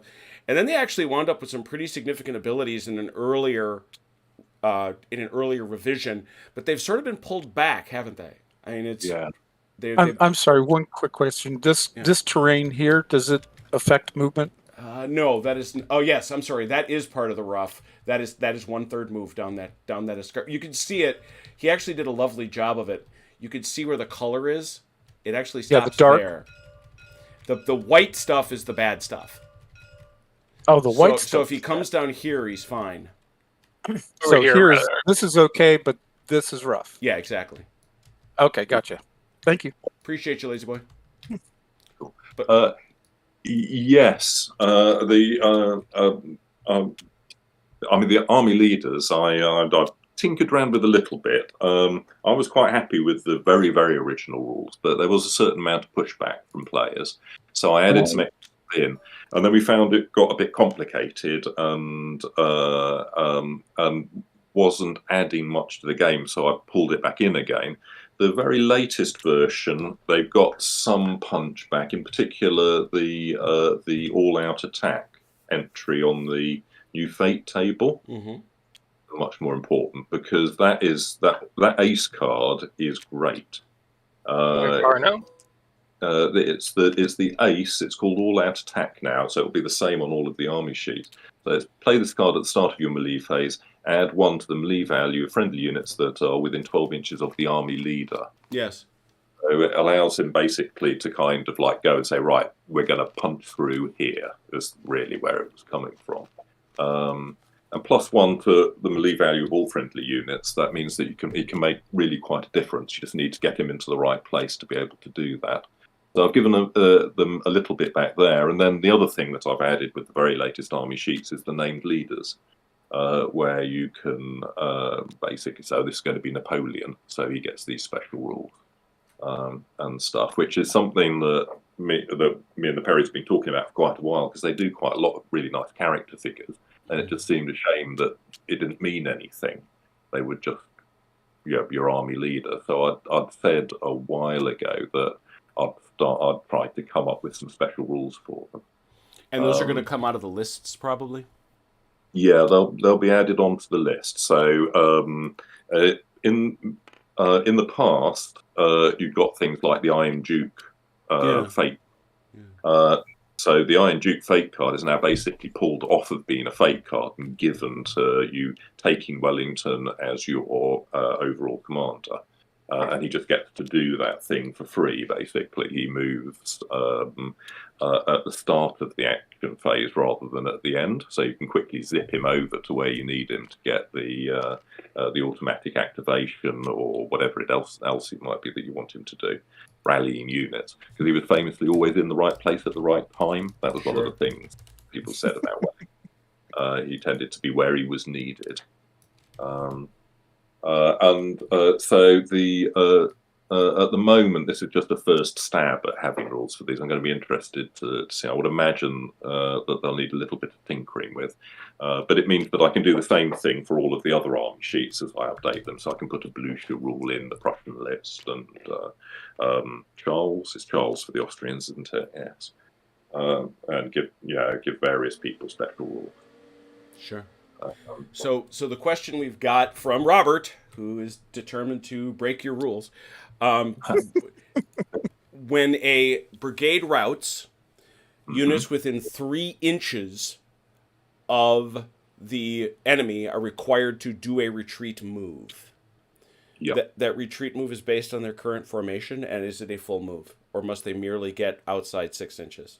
No, what they do is that retreat is in the rules now. So it's and I think I've specified, I've put the case point in to say, so what you're doing is a retreat 6.5. A unit must be within 3 inches or in contact with an enemy unit to carry out a retreat. The retreat is carried out in the same manner as a move, except that the unit must end the retreat at least 6 inches from any enemy unit. So I'm near. Let's say I'm within an inch. Yeah. My brigade has failed. It has routed. Yeah. I've got to get outside 6 inches. That's right. I must merely get outside. I must merely go outside 6 inches, or if I'm in column, must I make a columnar move? You must end the move at least 6 inches from any enemy units. Okay. Now that's very specifically written like that, and it's also part of the reason that retreats aren't affected by rough terrain. Mm-hmm. What it means is that, assuming you're not surrounded, you're going to be able to get away. It doesn't matter what format you're in, unless you're in a square, in which case you'll be in trouble. Or potentially also if you have friendly brigades behind you, too close up behind you, you can't interpenetrate. Exactly. Yeah. If you're blocked in, then your retreat's going to turn into a rout, and you'll be removed from the battlefield. So. What I didn't want it to be was because I knew that unless I wrote some weird special rules for certain types of retreat, I wanted to keep it simple. So I just said that it's just the rough terrain that you ignore. Okay. Because obviously, in actual fact, if you did have lots of friendly troops behind you and the lead units started to crumble, it could be a bad situation for them. They'd have to scatter and try to get round the units that were behind them. You could get blocked in by units from another brigade. Would be the other one. If you've got if the units that are behind you aren't from the same brigade as the retreating unit, it can't move through them. And that could cause all kinds of trouble for it too. It happened to some very good Austrian horse a couple nights ago. So basically, if a square is forced to rout, it's dead. Well, I think against. Generally, a square will be defending against cavalry, and so that it would rout anyway in that particular situation. But should an infantry unit hit it, and should an infantry unit compel it to rout, it's not going to be able to get away from it. And also, if they're in a square and the brigade fails its fortitude test, then they could be in trouble basically. It's going to turn into a rout as they try to move away. All right, there it is. There's your answer, Robert. Answer: yes. I see a lot of others. Are we still working on French moves? I'm done with mine. I'm Done with done. mine. Done. All right. Melee started anywhere? Do not think so. All right. I didn't start any. Okay. I know I didn't. So I was going to say, this looks great. This game, by the way, it's very, very pretty. Oh, thank you. Good work. Like I say, it's entirely the work of others. I just put them together and put statistics on them. And then I also I grabbed Michael Hopper's scenarios, which he has done a great deal of playtesting on, so they tend to work well, even with other rule sets that aren't called Shaco 2. All right, so now we're going to jump over to our friends on the Allied side. Velker, draw a card. All right. It's always very exciting when cards are drawn. I peek at it. Ooh, think about that one. What'd you get? So when you how do you stop the other side looking at the cards that are drawn? The way it works. Velker, if he wasn't on a team, and if you take a look at the upper right part of the screen, you'll see that the allies are on a team that's with hearts. If you were to join that team, you can now see the cards that Velker is holding. Otherwise, if you weren't on a team, they would be hidden from everybody but him. The system does that automatically. You can go ahead and join a team and switch back and forth just so you can see stuff. Yeah, I mean, you're not going to break anything by doing that, Jervis. No, it's okay. I was just interested in how it works. Does that mean that the teams can kind of secretly chat to each other as well? Yeah. Yes. Yeah, well, actually, because they're on a team, if you take a look at the lower left, you've got that chat box. Okay, got it, yeah. And they have an extra, you'll see it says game chat. They also have an extra one that's called team, and they can chat with each other. One of the other things that we do is we'll go into Discord and set up a separate voice chat so they can talk to each other that way for consultations. It's interesting. The fate cards are one of the things that I really like about Valour and Fortitude, and the reason that I like them is that for me they're kind of like the staff meeting at the start of the turn. What generally happens when we're playing actually in the same room together is that the team will huddle around while the commander-in-chief pulls the card out, and then they'll be looking at it and they'll be having a little kind of secret chat.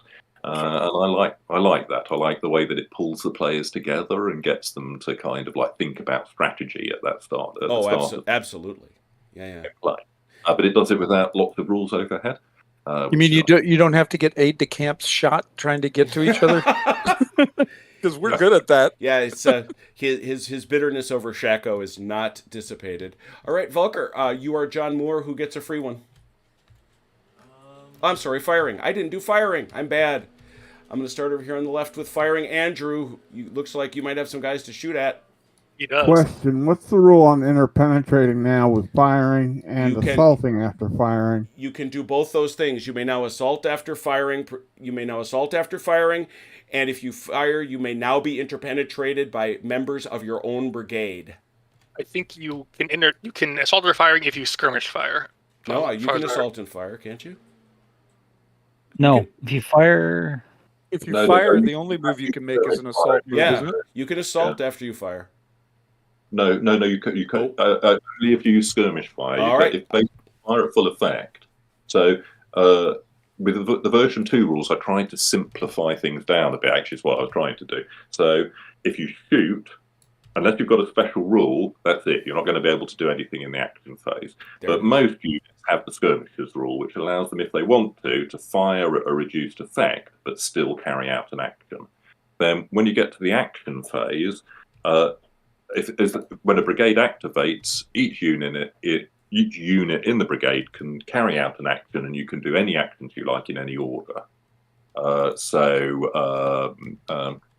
That allows you to effectively kind of like if you've got one unit in contact with the enemy, it could retreat and another unit could replace it, for example, by assaulting him and things like that. All right, you have your answer, Andrew. So I imagine Crawford would like to shoot at somebody over here. Actually, what is it, 1st to the 36th? Yeah, he's shooting straight ahead with a skirmish shot. Skirmish shot. Well, that's not going to do you much good because they're in open order. Oh, that's feckless. All right, I'm not shooting anything there. And this guy's behind the crest. The 2nd Battalion 59's behind the crest, so I have no shooting. All right, I'm rolling along. What do you got, Velker? I think you got something if you wanted to do it. May as well shoot. I mean, if you're hanging out up here, these guys can shoot straight ahead, and these guys can shoot straight ahead. I don't think Leith is mine, is it? Who's got Leith? I do.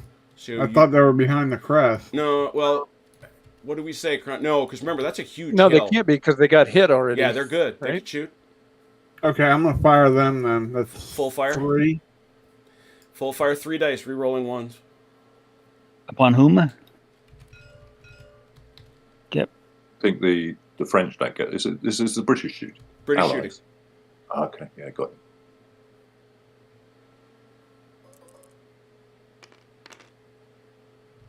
Ooh, Ow! 2 stick. 2 stick. 2 stick. Open order. Bad news is you don't get to re-roll any. I don't know if that's bad or good. You're hurting my feelings. He didn't need to. Yeah, I was going to say, did not need to. Also 3 dice, re-rolling ones. Bentic, 1st Battalion, 50th line. Velker hits all 3, but that's only 2. British firing, always nasty. Yeah, I don't think anybody's firing would have been good with those dice rolls. Yeah. Ooh, and they're in range. That surprises me a bit. So that's that's the 42nd high. You put the Black Watch up on a ridge. Oh my God. Does Napoleon have nothing? Does Wellington have nothing else for me but these Amazons? 3 dice, re-rolling ones.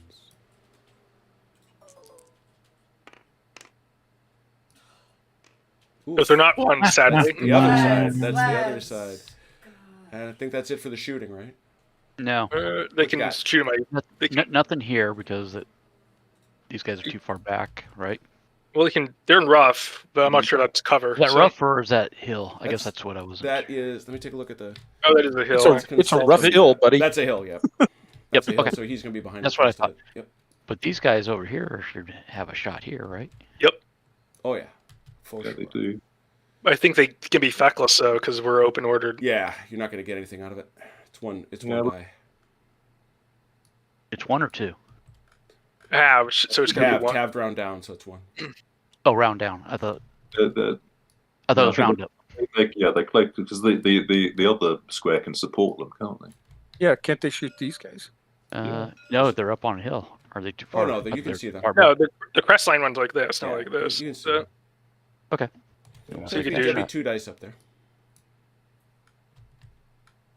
So I think that, yeah, what I'd say with you, because the crest line thing here, I think I've caused you grief, basically, by explaining how it would work for me. I think what you'd need to do is come up with some kind of a house rule that was kind of like easy to interpret about, I mean, how it works when you've got these kind of like contour, flat plateau-like hills, basically.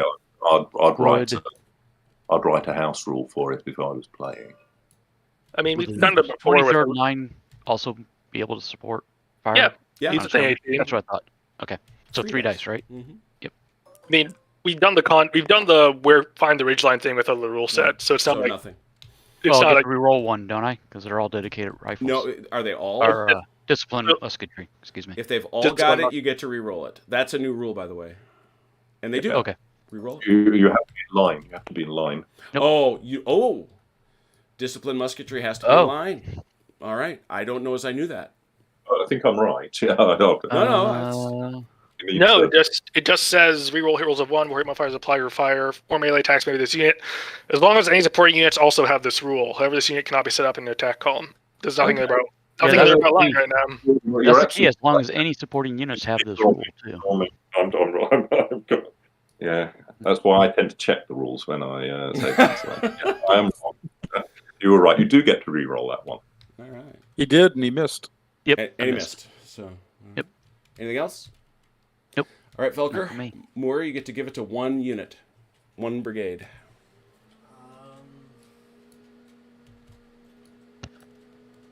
Call out allies if you want it. Yeah. Who wants a free move? Who wants a free move? If you think you deserve it. Going once, going twice. Sold to the French. Nice. Nobody? All right, then give it to somebody, Velker.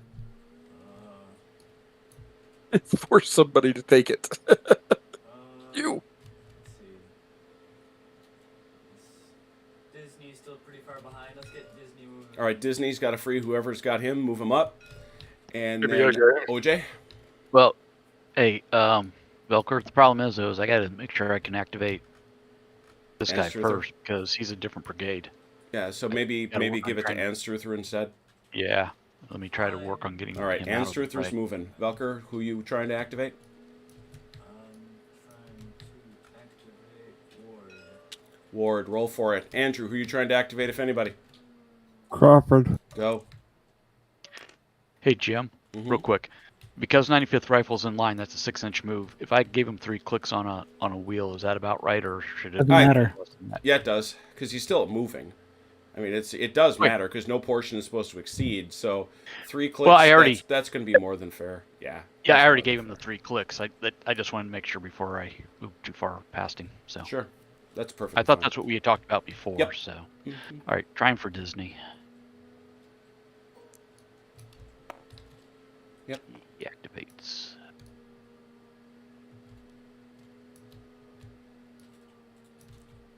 Velker, is there somewhere particular you want me to move Disney to? Disney?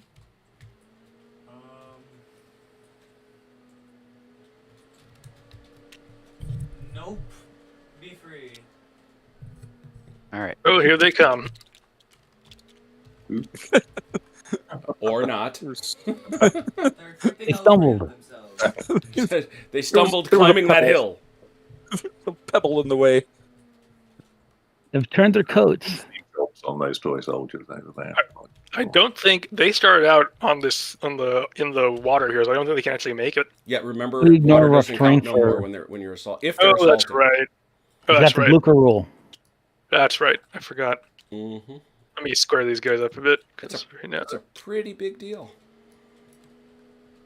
So, So- Jim, just to be clear, yeah, this is the higher ridge line here over this white, right? You said this dark is higher than this No, white. you're seeing No. you're seeing it in inverse. The white is Got it higher. backwards. The white is higher. Gotcha. Thank you. The lighter the color, the higher the You altitude. should, I would think. Yeah, just go to ground level. He actually built it up a little. You can see it. Yeah, I was having trouble seeing it though for some reason. So All right. So at this late date, Jervis, please explain why you have lifted the burden of having to have, or actually third movement over rough when moving into melee. It was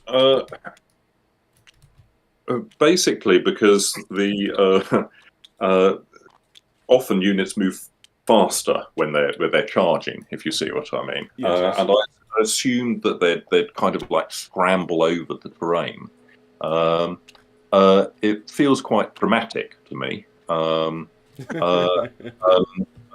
Since I was allowing units, I needed to allow units to retreat through rough terrain without being slowed.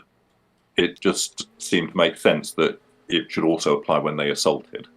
And I think it's, as I say, I think it's a good thing. So that they're basically they'll force they'll splash their way quickly through the stream if they're going to make an assault and kind of like redouble their efforts to get in touch with the enemy. In the same kind of way that a retreating unit will kind of like scamper away to try and save their lives, basically. But it's also because both of those things are taking the place of potentially a unit moving twice. Okay, that's true. All right, so we have a question in the chat. Once again, Robert's trying to break your game. The is it so? A brigade fails. A unit takes a hit because it's within 3 inches. If this hit shakes the unit, is it just shaken, or does it force it to rout? It's just shaken. The things happen in the sequence that they think, and I think it's written like that. I'll just check my wording. So driven back, when a unit is driven back, shaken units in the brigade rout, then all units within 3 inches of the enemy suffer 1 loss and must retreat. Any units that cannot retreat will rout, even if not shaken. There used to be a sentence that said, in an early version of the rules, that said that the units you don't suffer additional setbacks when we had setbacks. Mm-hmm. I mean, I put a line in there saying that that they don't rout automatically, but or I might put it on to the questions and answers. But I think the fact that it says that first of all shaken units rout, then all units within 3 inches of the enemy take a loss makes it clear that they happen in that order. Yeah. Related thereunto. Where did I put it? Where did I put all my questions? There they are. Related thereunto. Does a unit that routs because it can't retreat cause any further rolls? Oh, I see what you mean. Yes.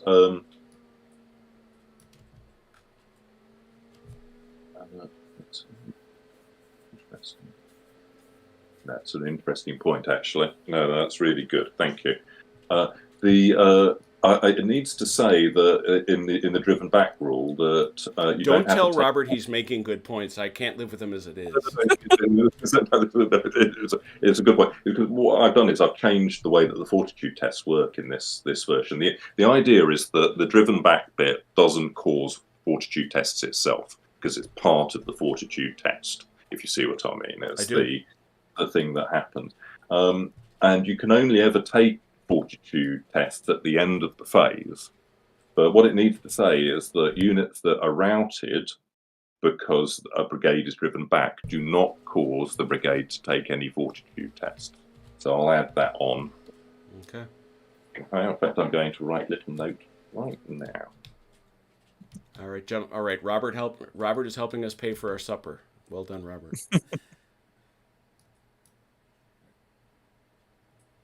Any other allied moves that we're waiting for? Yep, go to roll for Bentic. Bentic, go. Anybody else? This is a very different dynamic than fighting with the Austrians, where basically it seemed like every other roll was a failure. That was just the Garner design, to be fair. Oh, yeah. Well, yeah. But I'm going to hang that on the Austrians more often than not, I'm going to tell you that. I think it's the... Okay, I will say, because I don't know if you saw the review that our friends at Little Wars TV did of the rules, Jervis. They obviously liked it a great deal. They liked the rules a great deal. But one of the things that they mentioned, and I think is absolutely the case, there's a lot of people who arched their eyebrows at the stats for the Austrian line. Line, okay. The fact that I think they run 3-5-5. Yeah, well, it's because they've got a lot more figures in there. It's a large Austrian. It is the big battalions. Okay. It's the big battalion. Yeah. I mean again, this is based a lot on the models and the armies that we play with. But Alan's Austrian units are just bigger than most of the units in the other armies. So they have on average 12 more figures. So they're a good size bigger.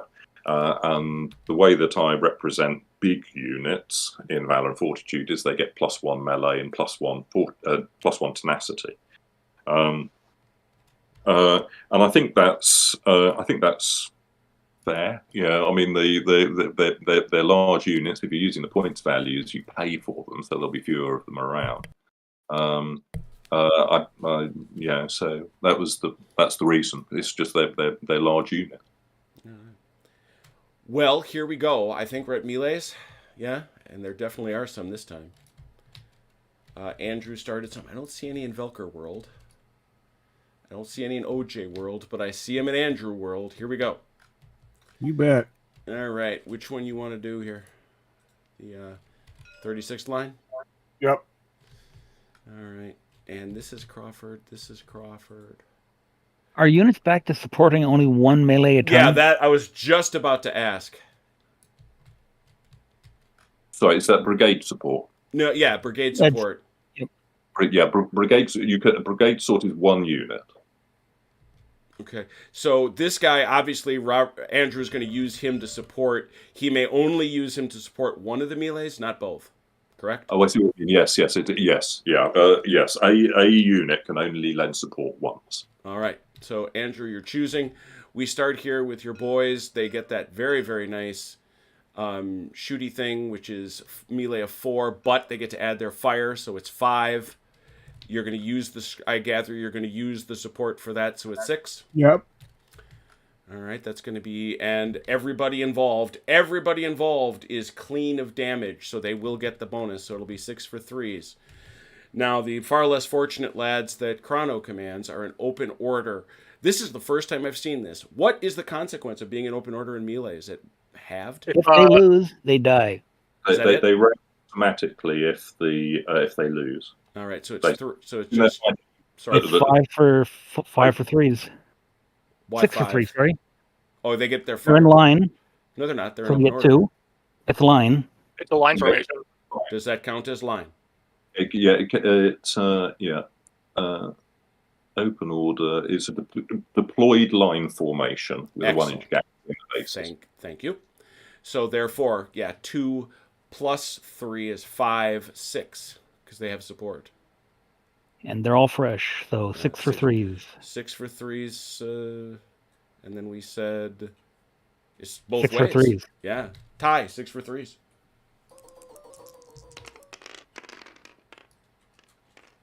Four. 4.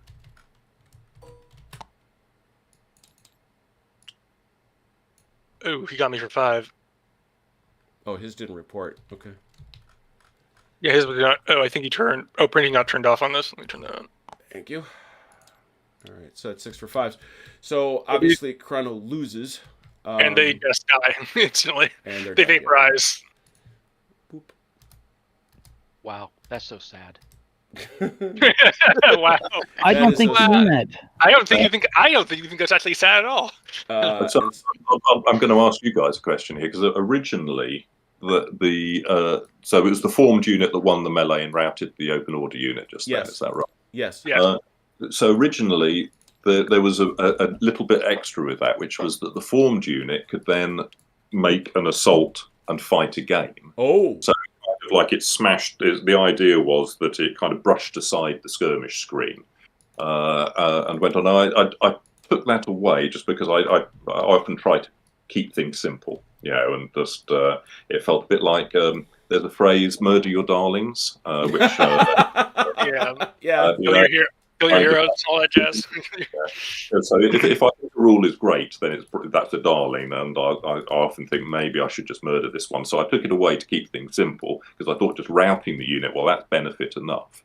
But I don't know what you guys think. I mean, as it stood, that would allow that unit that just won the option of careening on into the next unit along, potentially getting itself in kinds of trouble. Which would be suicidal. Yeah, it wouldn't want to, but that's, I don't know, to the point. I mean, to me, I'd like to see Cavalry able to do that. Yes. Yeah, Cavalry have got the... Okay, that's not a bad idea. I could put that in. I can make it so that it's just for Cavalry. The British Cavalry have the headstrong rule. Which, right. But that I call the lunatic rule because, well, as is intended, I gather. They can go off. They can go off and do things you're really happy with, and then go off and do things that are nigh suicidal. Yeah, they famously did in this campaign, if I remember correctly. Well, Yeah. Absolutely. But I think that I'll put a little note in saying Cavalry can go again. So like the headstrong ones would be required to do it, and the regular cavalry has the option of doing it. Yeah, that would be the case. But it might. I don't know. I mean, cavalry go. Actually, cavalry will. Yeah. Okay. Yeah. Cavalry. I think that what's cool about that is that the cavalry would have routed the infantry anyway if you see what I mean, because they're against the infantry. So what it does is it gives them a little bonus if the infantry are in open order. Yeah, to me, basically, infantry skirmishers caught in the open by cavalry are pretty well done. Yeah. Richard Sharp notwithstanding. All All right, we roll over here to the next melee where it won't be quite as potent, but still there. It's going to be 4, 5. 5 for 4s. 5 for 4s. And the So, French yeah. are 6 for 4s. And the French are why do we say 6? We say because they got that better fire. So they have support, and they have support from these guys in the back. So it's 5 for 4s and 6 for 4s. Okay. So I've added the line in onto the driven back that says units that rout because they were shaken or could not retreat do not cause the brigade to take any further fortitude tests. All Oh, right. hey, nice. Ooh, That off. Oh, you beat him, Chrono. you beat him, yeah. Hooray! And he Good. owes it. I'm surprised. He's one of the guys that doesn't have a 5 for his tenacity. So he owes a check. he owes a check, yeah.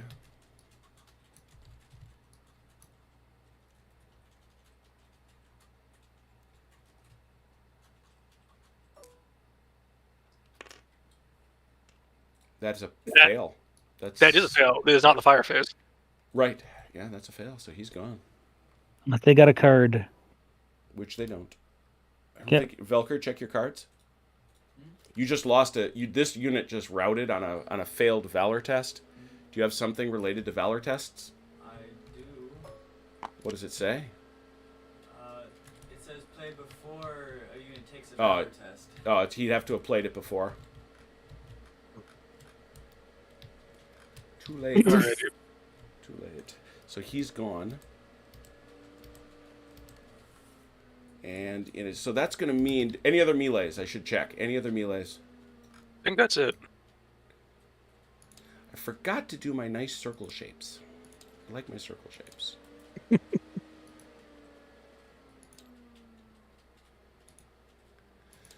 So we need 2 fortitude tests. One from Arnaud. How many units does he still have on the field, Chrono? He has who? Arnaud. He has Yeah. 3. All right, so it's just a straight check. Just so you know, the active side tests first. Oh, interesting. Okay, good note. Thank you. All right, so therefore, active side checks first. That is Crawford. Crawford checks first. How many boys does he have? 2.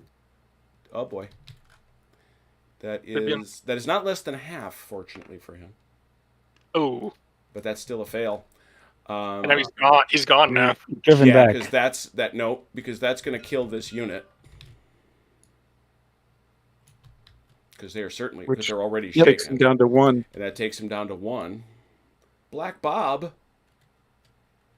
Oh, that's Caitlin. That's Caitlin Crawford. Never mind.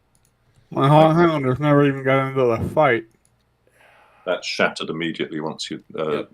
go down to down. They just And go. what we do is we take this point over here and we stick it over on the side so we know where it is. Sorry, fellas. Yeah, that's I mean, that's probably what I would have done in your situation. Because like, hey, line, they're in open order. I beat them, then they're gone. So And if Velka could have reached you with the command, he'd have told you to do it too. Velker would have told him to do that even if it was a bad idea. So yeah, yeah, that's not wrong.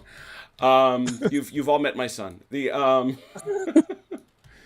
All right, so where is our other commander? That's right. That is Arnaud. I don't think it's going to matter. But you fail miserably, but you're not within 3 inches of the enemy, so it doesn't matter. And no one is shaken in your brigade. So all it cost me was a quarter of my command. All it cost me was a quarter. yeah, those. Well, suddenly, much to your surprise, an entire battalion of pretty good British troops came marching up over the hill at you. Snatch my skirmish screen aside, but then their flank collapsed, and they all said, "Oh, let's go the other way." Yeah, bad day. All right, I think British that's it. left Right? is looking a little thin, guys. That's Just- it. That's it. Just for the record, I know that you're using slightly different things. That every time a brigade fails a fortitude test, the other side gets a victory point. Yeah, and we've debated including that. Michael includes in his scenario the point system depending on the brigade you kill. Right. Yeah. And it's based on the size of the brigade. That actually. Go ahead, please. No. Sorry, I interrupted you. You finish. No, that was it. Is that they're in there, and we've debated including the thing that's built right in there. But yeah, of course. The reason that I'd say that I like it is because it means in that situation where that brigade failed the Fortitude test but nothing happened to it, the other side gets the victory point. You see what I mean? Yeah, yeah. The problem I would see is that the Fortitude test, in many ways, the victory point is the most important thing. Quite often, it's the you're getting you're eroding the morale of the enemy army, and if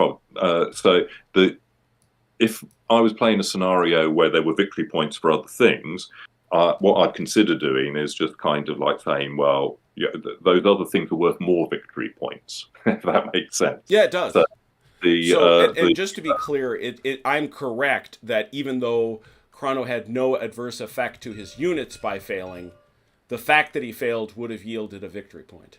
That's right. Yeah. So, but in that, Achilles? Yeah, in that case, then both sides would have gotten a point. Yes, that's true. That I would think would be a problem because one side got completely destroyed while the other one didn't. Well, so we get another point for why taking should off they the get leader? an equal number of victory points? I think. Well, actually, no. That's not quite right because when a brigade is shattered and removed, the other side scores a victory point. So Yes. that would have been 2 2 to victories to 1. Oh, I see. So he would have got one for him being defeated and one for him being destroyed. That's right. That's right. I gotcha. Okay. So yeah, there is definite benefit to completely wiping out the unit. Yeah. All right, let's go to the top of 3. Top of 3. French, please draw a card. I'm peeking at it. Interesting. These are some interesting cards. Oh, that one. All right. Yeah, there it is. So let's first say, since I don't think there are any cards you're going to want to play. I don't think. Not this time, I don't All right, think. I'm going to start over here with Achilles on the left and say, you got some shots you want to take? I suspect you do. Yeah, I need to ask about this though. If I use the 1st Battalion here to shoot, will they still be able to move into there? Only skirmish. Yeah, if I skirmish with them. Okay. Yes. And it's the same with Renault over here. This guy, if he skirmishes, he can only make 1 move. Is that right? Yes. Instead of 2. No, you can do an action, which would be a double move, a single move, and reform or rally. Yeah, that's right. Yes. If you skirmish fire, you can do anything you like. Okay. Fair enough. And that's right. It's funny you say that, Jervis, because that's the way I want to think about it. If you skirmish, it really doesn't stop you from doing anything. Looks like. That's right. Okay.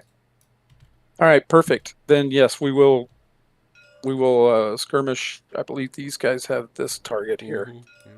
Just them for that target, or are these guys too? Yeah, they're in range, aren't they? Yeah, Sure. perfect. So 1, 2, and these guys here too. Let's see. Those aren't mine. Well, still, but I don't know who Lefebvre's going to shoot at. Yeah, I don't either. Who are you shooting at, Lefebvre? Yeah, just to drill into that a little bit. You have to shoot at the closest enemy unit, but if it's already been shot at, you can ignore it basically. So that took some getting into my head. I won't lie.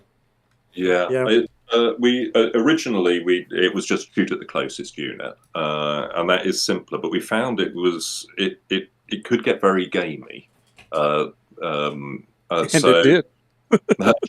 Yeah. So I think the new version of the rule, you're right. It takes a little bit of getting used to, but once you've got used to it, it allows you to fire with your units in a more kind of like sensible sort of way because you can spread your fire along the line as long as somebody shoots at the closest target. Yeah. Then you're good. So if these guys here, oh no, I've forgotten how to show the little tab. It's tab, isn't it? Yeah, I remember.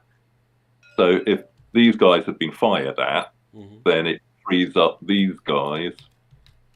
Oh no, I've got a ruler instead of a tab now. F1. F1. F1. Okay.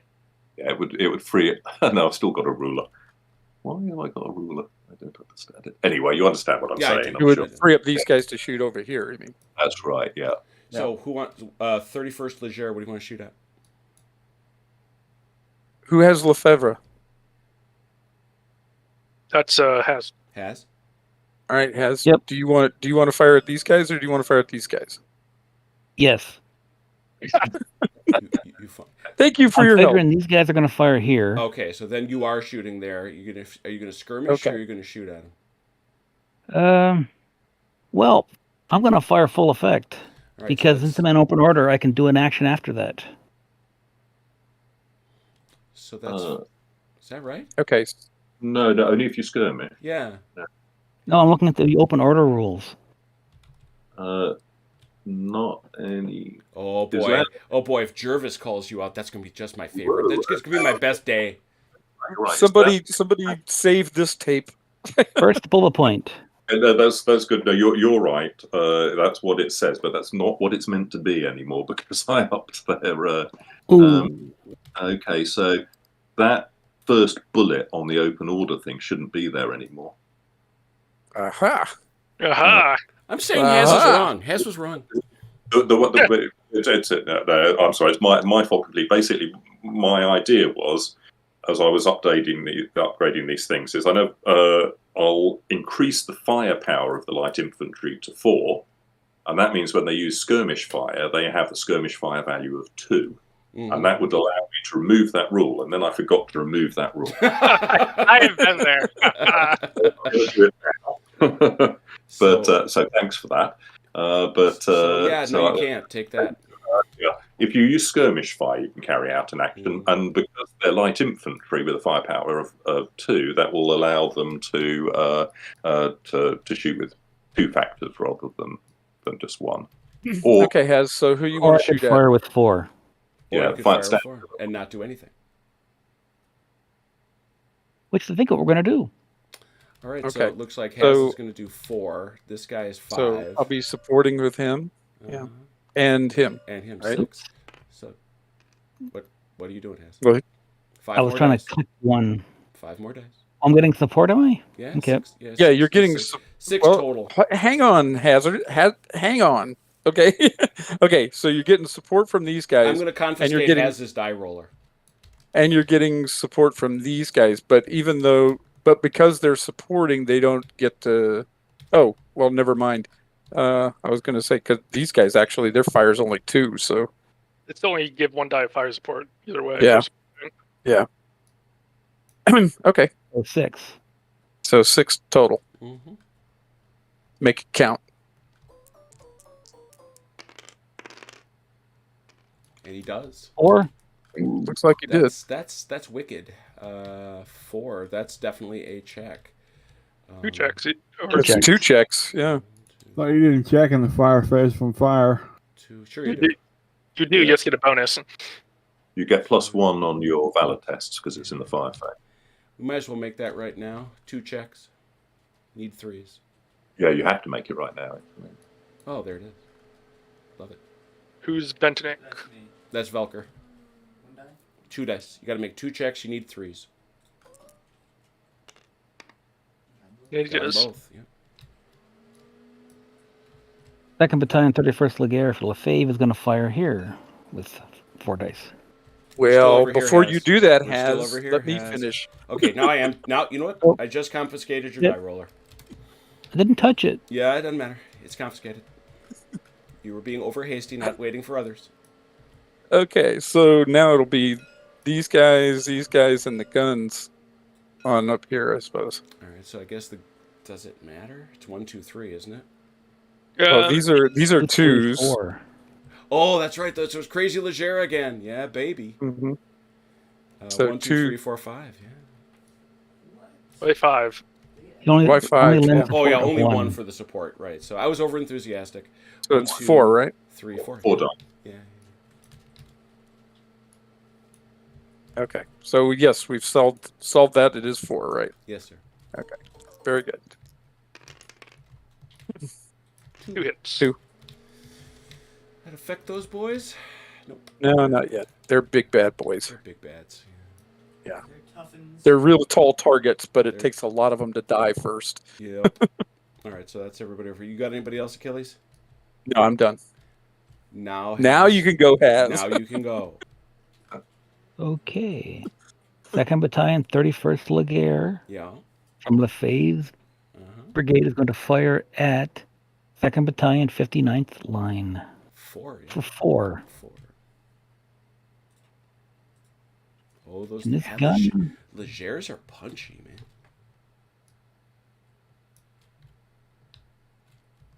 probably not. Is there an inch gap there? I don't think there's an inch that lets him get an angle. Yeah, So 4. no. Let me turn my die roller.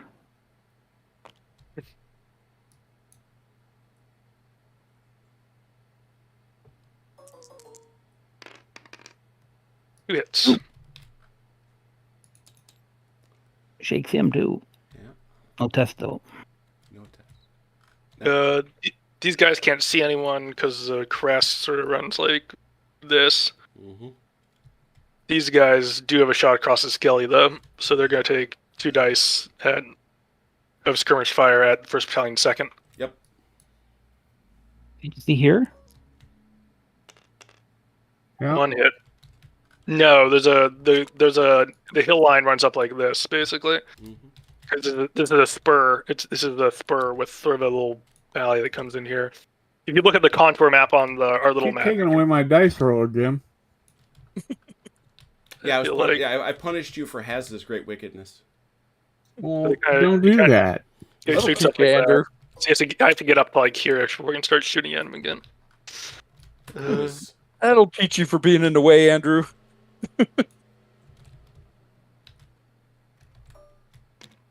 Okay. That's all? wait, I have some. All No, right. I have cavalry shots. Oh my goodness. Oh boy. They're going to throwing 2 skirmish die at this square here. Yeah.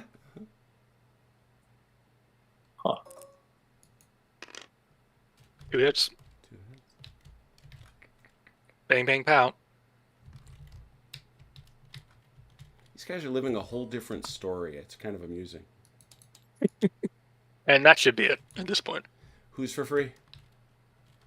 I will. Anyone want it particularly? If nobody else wants it, I will give it. I would. Can you give it to Renault? Are you close enough? Should be. Okay. Yeah, I'll give it to Renault. All right. Who you rolling for, Corunna? Gonna start with Foy again. Who you rolling for, Haz? 3 pass. Gula. Okay. Hover's I have a technical question. Uh-huh. All right. So these gentlemen are going to hit this water, so that's going to have them. Third. Nope. Remember, it's 3 inches for every inch you move over that. Okay. If they did 2 moves, they can make it to here. Can they do 2 moves and garrison the town?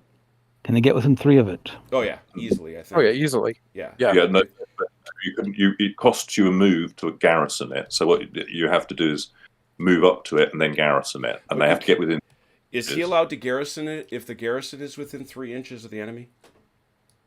Yes, you are, and that's covered actually. All right. So in you go. You can The garrison it. first move will get you to the river, and the second one will get you Yeah, so into the just- garrison. Yeah, put yourself. Yeah, in that's march. what I figured. Put yourself in march so we know that you're garrisoning.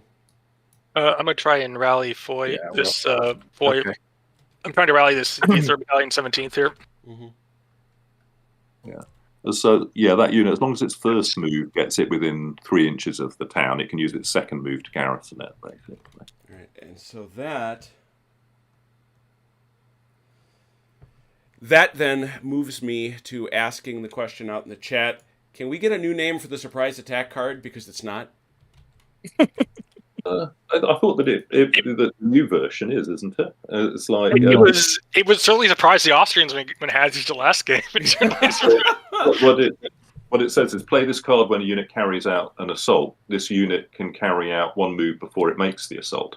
So effectively, that allows you to. It will surprise the enemy because you won't be in charge range when you start. I see. You see?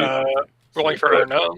So basically, play the card, make a move, and then Arno is shaken up. No. your assault.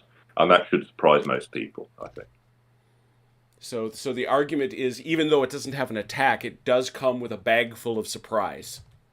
Absolutely. It makes because you'll use it on a unit that's not within assault range of the enemy to allow it to make them move to get within assault range and then carry out the assault. In my defense, it wasn't yellow on the fate card list, so I didn't see it. That's true. You're quite right. So it's not my fault. It is. The You're right still of my getting- attack You're is still getting the blame, faltering. though. Faltering, I say. What Phi, is it? I knew Arno. Arno rolled a 1 to activate, so Oh my goodness! I'm putting him in the shame box. Right in the opportunity. And remember, he's at a -1 too.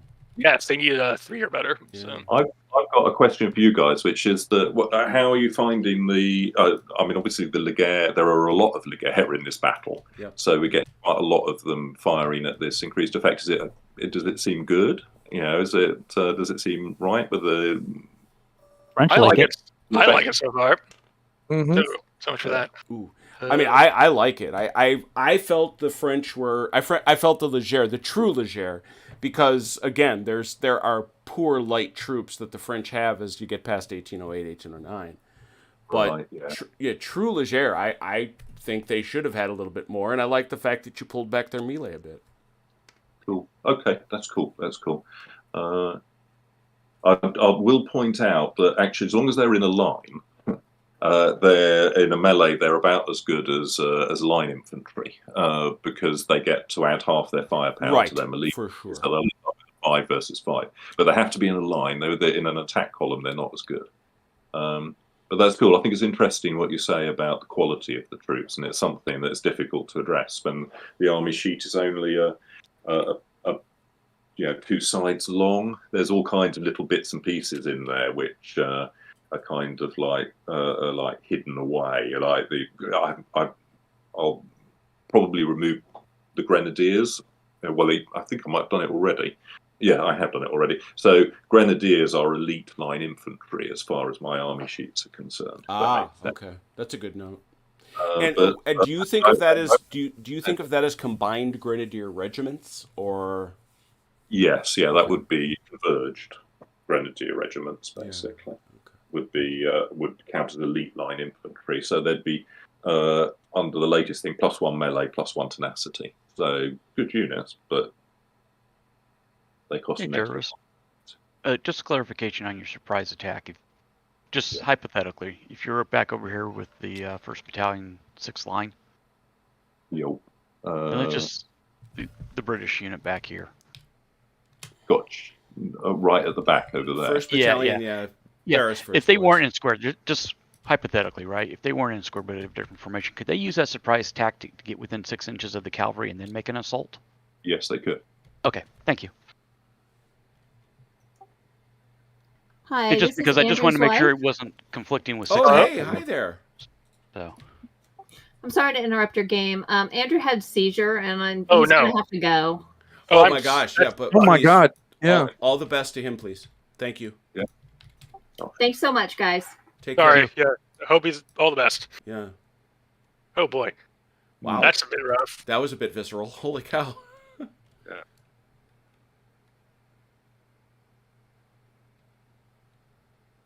That takes the air out of the room. Jeez. Yeah, I mean, as well it should. Yeah. Okay. We'll be playing later this evening. Oh, I hope hope it's don't turn anything serious. Amen. I mean, seizure's already bad enough. So I guess it depends on the reason, depends on the diagnosis, all that. Yeah, she sounded like it's not. It was Uncommon. not a uncommon thing. Yeah, it sounds like exactly. something So that it happens, could be like yeah. epilepsy or something. And yet, as someone who's had not in my own life, but in friends and things like that, it's never fun. yeah, I mean, I have a friend who he still suffers from them, and it had a major impact on their quality of life in general, 100%. even if they're not fatal. Hey, Velker, real quick, you want to take Andrew's command then too, and I'll keep my reserves, or keep the units I have? Say that again? You I'll want to give us grab 2 Andrew's command guys points. since he can't be with us? And who did he have? He was over here on the left. Hill and Leaf? Yeah, it's pretty much all these guys over here. It's the continuation of the line you've created. Alright, sure. Okay, I'm done. I'm done on my end. And Haz, you're good? Good. Any melees? Do not start any. I didn't see Achilles starting any. Nope. All right. Let's bounce to the bottom of 3 then. To the bottom of 3. Allies, Velker, draw a card. Peek.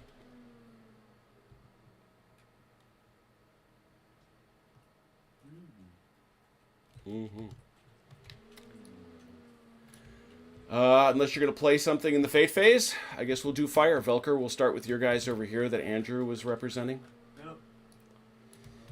Just that this is what we call a target-rich environment. It sure is. Wow, I just saw it, Chrono. And by My the way, entire Turk, entire brigade coming up the hill. Turk, when you join us later, your new troops are just gorgeous. These are so fun.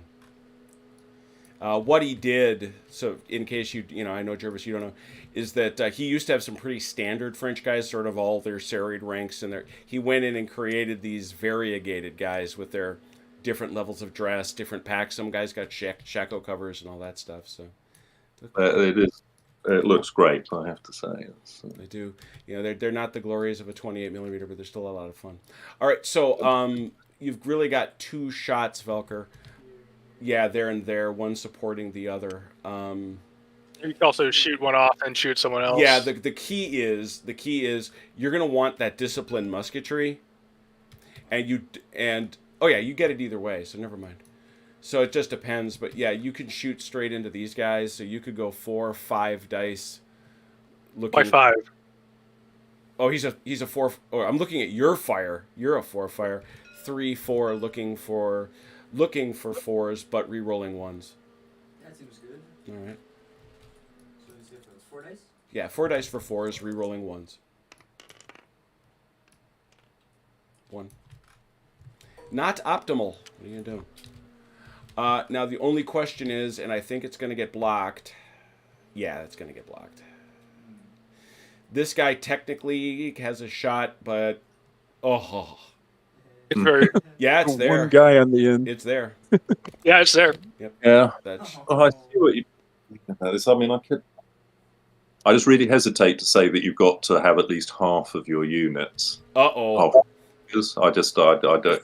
Because it causes odd things to happen. Yeah. Whatever happened to the 1-inch rule? That's there. That's what's the 1 inch. Yeah. He's got it. It's very small. It's a slender shot, but he's got it. Yeah. Which is what created the Robert Wedge. So this is 3 dice looking for 4s, but re-rolling 1s. 2. Ow. That's very rude of you. Not a fine how do you do. And now these guys, they can see down in the valley, as it were. Yeah, those fellas. Valley lives a former talk show host. Not the one I would have thought of, but I love that one. And I'm sorry, who else? This guy at the 2nd battalion? Yeah, that's your shot. Those guys, are they shaken? Yes, they are. So that's 3 dice for 5s, but re-rolling 1s. 1 and a reroll. It's 1. Wait, they're in open order. Nope, so no. Doesn't matter. Yep, so no hit. Because open order. Now these boys. They are also shaken. Mm-hmm. And their nearest target is those guys. Yep. Same deal. 3 dice for 4s or 5s, re-rolling 1s. Ooh, well done. And that will shake them, I think. Yeah. Tenacity 3, I think. Oh no, Tenacity 4. Tenacity 4, but it's only 1 hit. It's only 1 hit, not 2. Yeah. Because open order. Oh, they're getting close. They're getting. Yeah, they're shaking up a little bit, but that's good use of Legere. That's what they do. I like that. All right. Wait, So, you took that town? yeah, he snuck in there last turn. I... So he can't. your Like, Highlanders, they can hit him. They can hit him. They could hit him for 1. Those guys can, but I think these guys at the back can support. Can they? Yep, that's a shot. So you've got 4 dice Velker looking for 4s. Rerolling 1s. But check the new cover rules. Well, and I assume that. Well, first of all, he gets to reroll the 2 2s. The 2 1s. 2 1s. That's what I meant. The 2 1s. The Yeah. 2 1s. Uh, What is, and my understanding was because he has only hit once, none of it matters because this knocks off 2. yeah. Yes. The cover rules now, it cover negates 2 Right. losses, Oscar Yeah. 3. Yeah. Unless so, you got, yeah. unless you're firing all your all and only cannon. So yeah, once people are in buildings and stuff like that, you really need to assault them or blast them with cannon. To winkle them out. Yeah, we had some very good fight scenario of towns changing hands several times, which was fun. Oh yeah. There's a lot of people that enjoyed that for sure. Egmol. What, changed 5 times? Oh, 4 I'd times? say 4 to be sure. Oberleichling, which changed a couple of times. 3, I think it was. Yeah, it could be. Who I we think I thought they lost it and couldn't take it back, and it was 2. I think that was how Moore got killed, wasn't it? Attacking a Yeah. village or something. So now these OJ, I think you've got shots. These squares. Yeah. Here, 3 I dice think. against. Would be 2 dice. Be right back. It's gonna be the same as 3 dice needing. Oh yeah, that's right. 3 dice needing 4s, but re-rolling because they've got. He gets 1. He gets to re-roll the 1. He gets ticket. He does not. Nope. Anything else? All right. I think that's all the firing. So Velker, why don't you give me who's for free?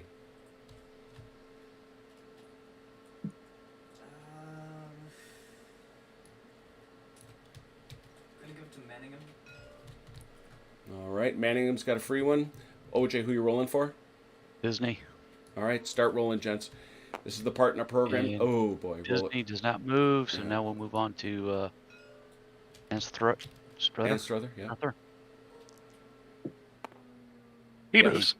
All right, so Velker and OJ are going to keep moving, remember.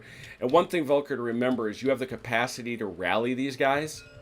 Just by you can activate them and try to rally them. And because these guys are guard, they're going to rally pretty readily. Nice.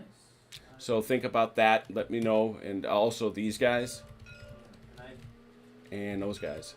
Where are you going? Why are you leaving?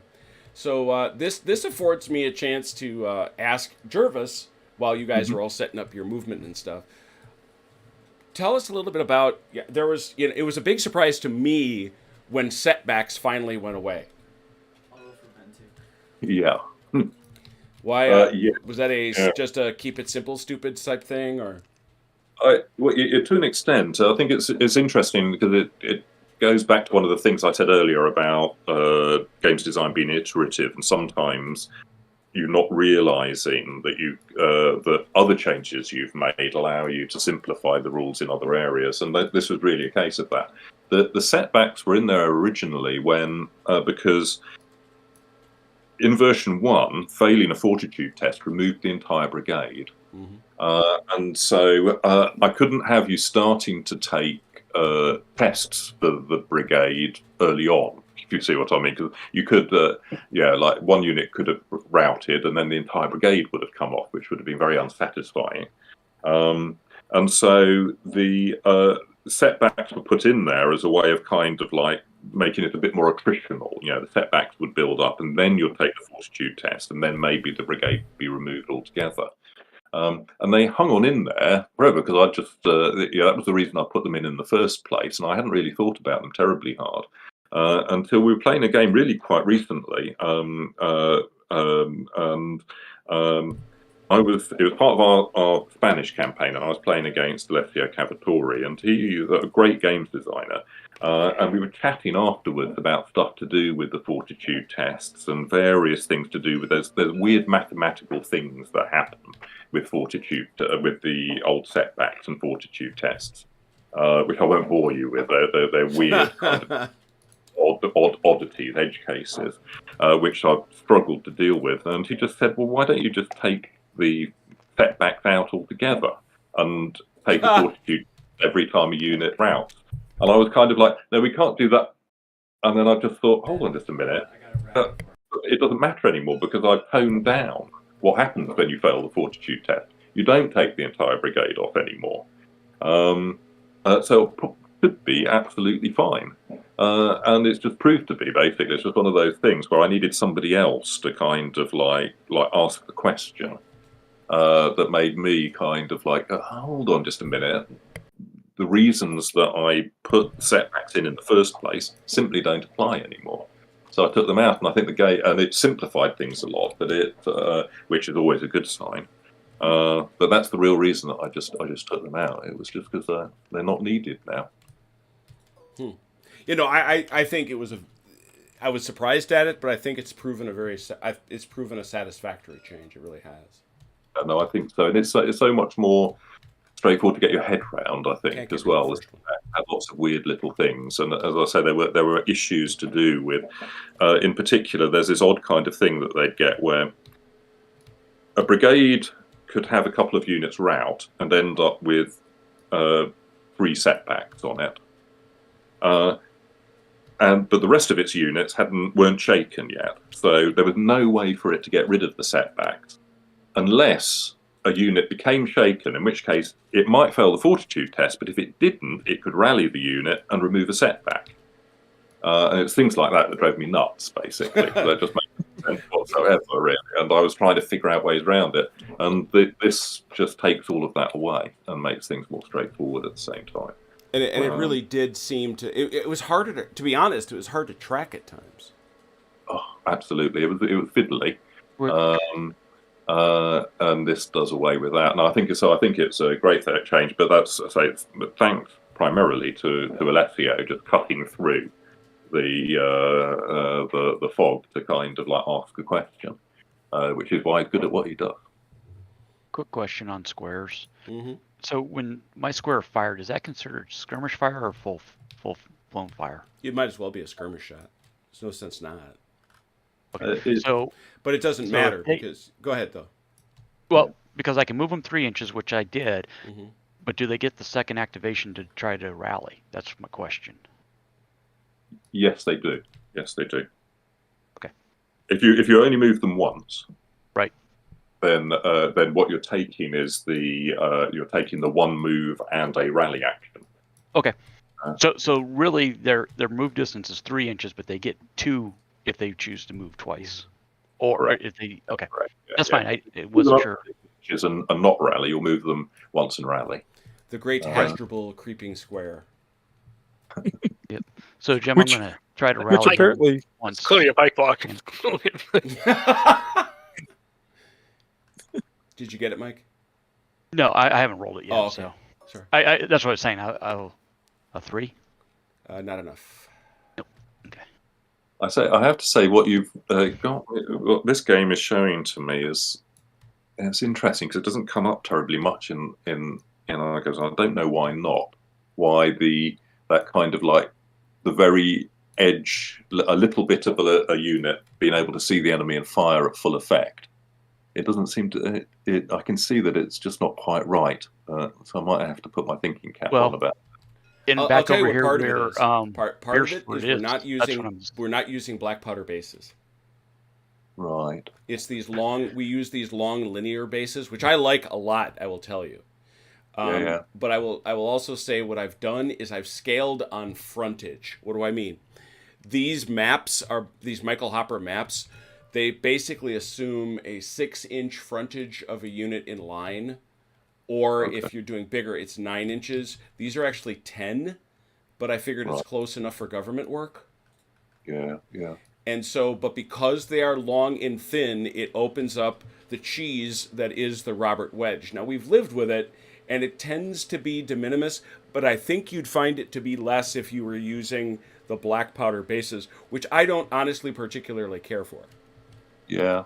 No, so it looks like it's an issue to me. But you guys don't mind joining in with it. I mean, like, so what I'm doing, I'm sitting here thinking, well, is there something that I can do about this that is simple? Because with Valour and Fortitude, the rules are pretty much, whenever I add a rule in, somehow or another, I have to shorten the space somewhere else, if you see what I mean. Because even one line oversets the entire document. So what I need to come up with is something that where I can maybe have a sentence. It's a line or two I can usually kind of like cope with. So the kind of thing that I was thinking was that you could say, potentially in the attack section or something like that, that you halve the firepower of the attacking unit if less than half of the figures have a line of sight to the target. Does that make sense? Yeah, well, that's the black powder obscured shot, right? Yeah, I would guess so. I could imagine that. I wouldn't be at all surprised if it was. The difficulty with that is that what people then start to wonder is, does it apply to units lending support?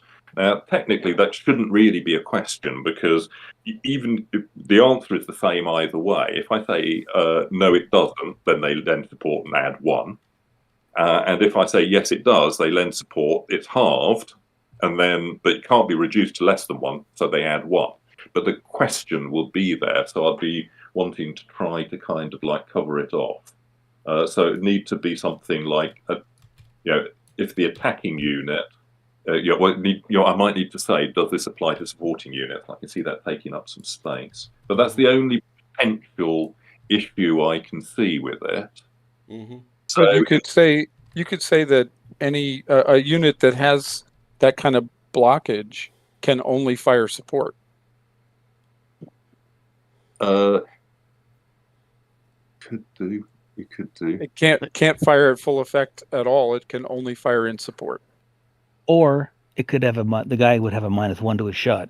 I think that the halving is useful just because that potentially you could add in if you can only lend support, then you could you might not be able to attack the other unit at all, if you see what I mean, because the unit blocking you is a cavalry unit and can't shoot, for example. The unit behind therefore can't fire. But in that case, they'd be firing a skirmish shot anyway. Yeah. Sorry, what was that? They could fire a skirmish shot though. That'd be the same dice roll, right? Usually a 1. No, they couldn't because I suppose. Well, yes, they could. I mean, no, they couldn't because they'd be firing, not supporting. You see what I mean? I think that what you need is they need to be able to attack. I guess what I was thinking though is the fire effect would be the same. It's a 1 dice. Yeah. And so you could say you can either fire support or skirmish, but you don't get your full effect of you can't fire. All you say is they can't fire at full effect. They can fire skirmish or support. Yeah, you can't reference the skirmish fire in the core rules because it's a special rule on the army sheet. Right. So I couldn't say that there. But what I think halving their firepower would generally reduce it to 1. So a lot of the time you'll be better off using skirmish fire and things like that because you're 1 anyway. So I think it would deal with most of it, and I can probably just do it with a line, just saying, and then if I feel the need, cover off the questions that people might ask on the Q&A separately. But because actually, as I say, rules as written, there are no questions that you can ask. If I say it's the attacking unit, then it doesn't apply to the supporting unit. And even if it did apply to the supporting units, it wouldn't change the value that they were adding, because a value can never be reduced to less than 1 by modifiers. In that, and I think I can probably fit that in. The question then becomes: is it worth it? Well, look, that's an interesting question, because to me, It's probably the most heretical rule that you've got here. Okay. The one that makes the grognards go, I'm sorry, what? Yeah. You know, Well, and that's how Robert got through there on the flank there on Egmont, right? Is because he was staggering his units. yeah, and which he is very basically one quickly. base. Robert's a clever monkey. He created this tank wedge, Yeah. which basically stacked up 1, 2, 3 units, very much like this, and wound up shooting here, here, and here. Okay. Okay. Jervis is right now saying, "Damn Yankees." It's useful to say, because that's why things like this are really helpful, especially when I talk to you about it.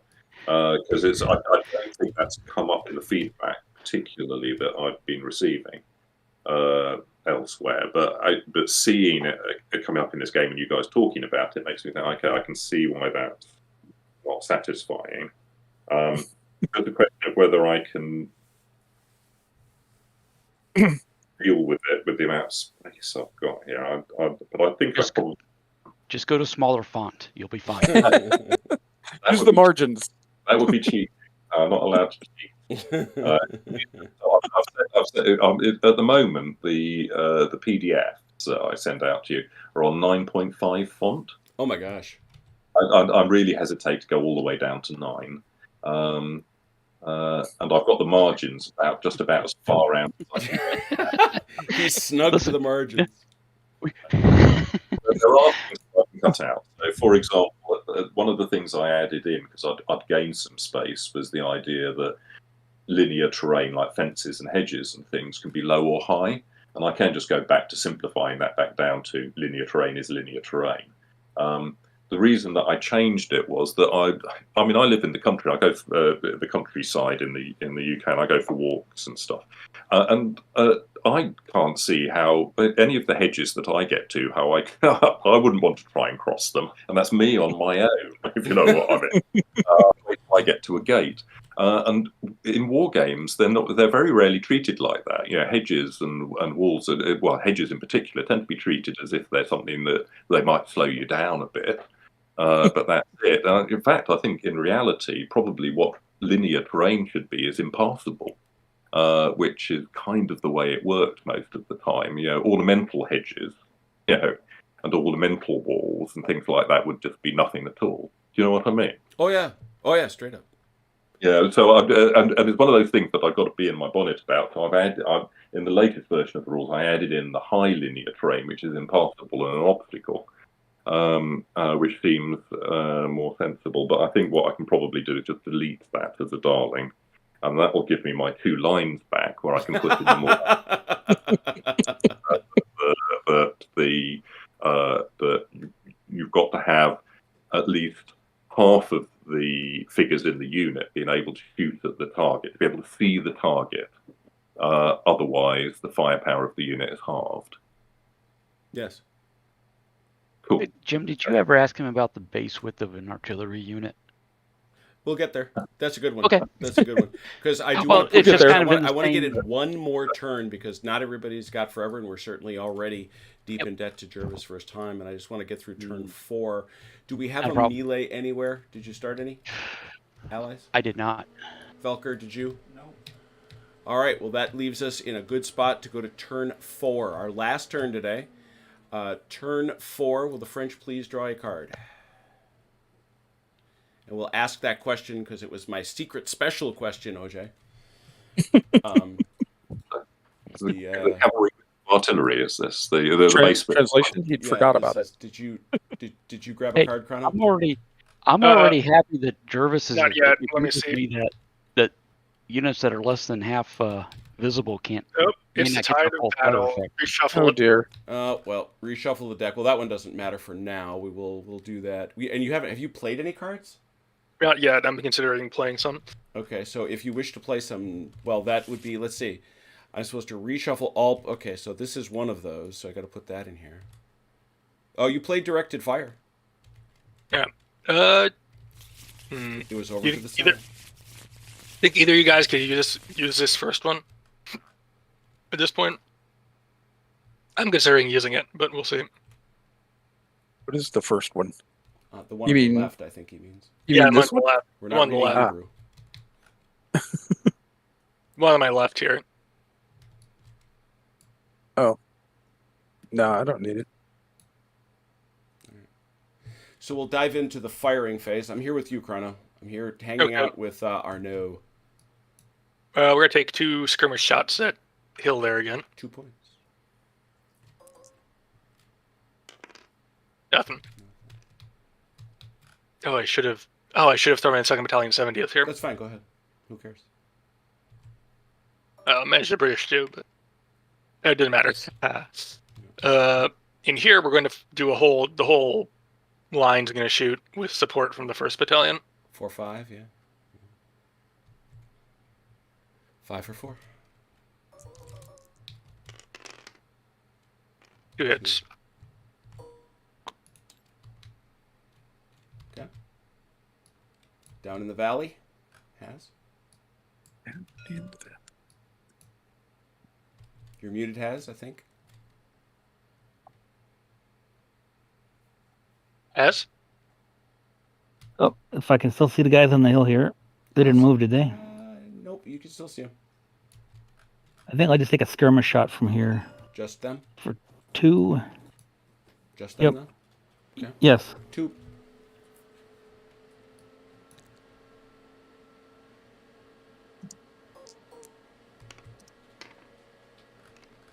One. How about these guys? These guys here are going to full shot at them.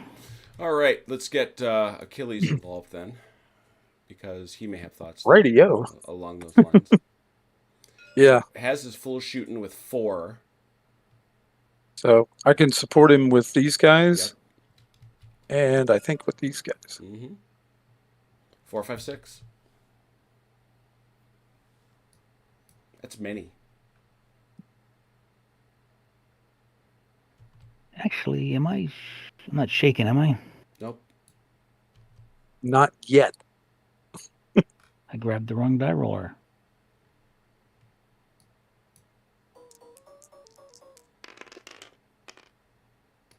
Four.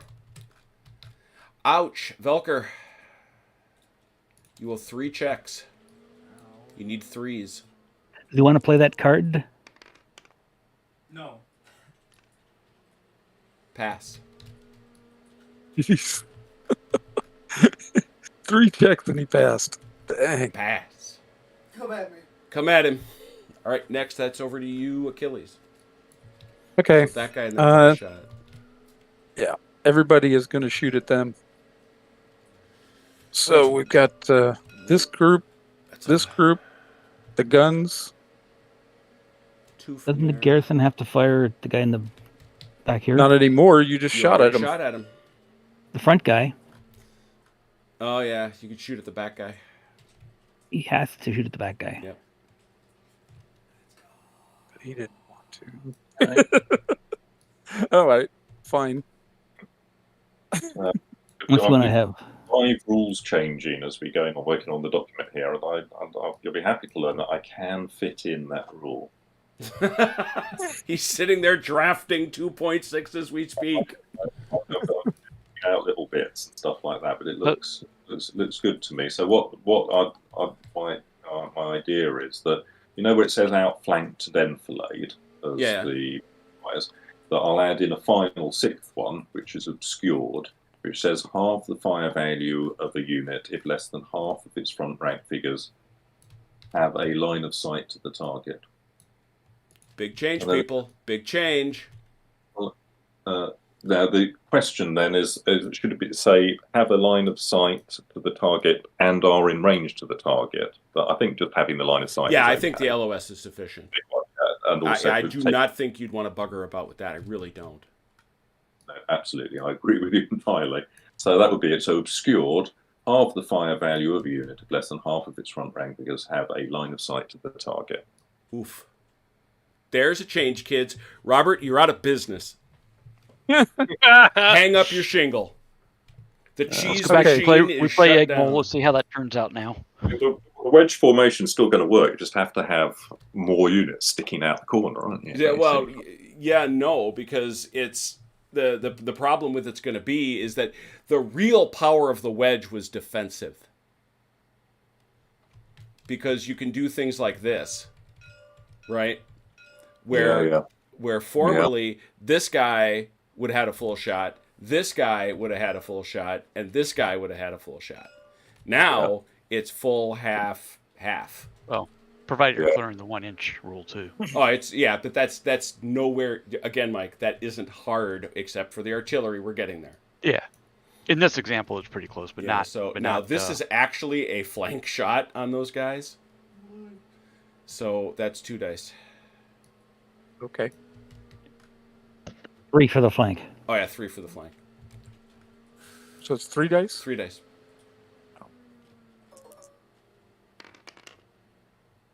One hit. 1. Now. Come on. It's not obeying me. There we go. Okay. Everybody else.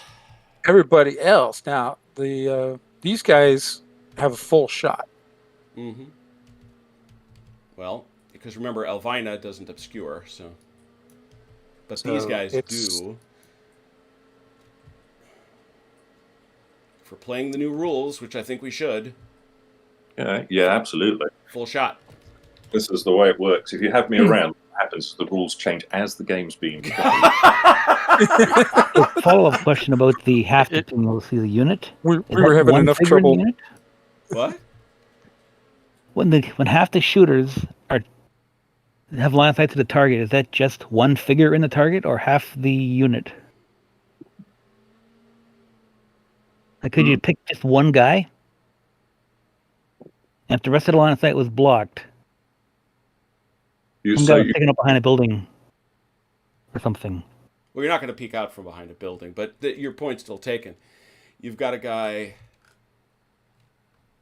that actually isn't going to be the problem you think it has, because he's basically this is the black powder rule, and it's actually not that hard to enforce because you're going to wind up out of arc.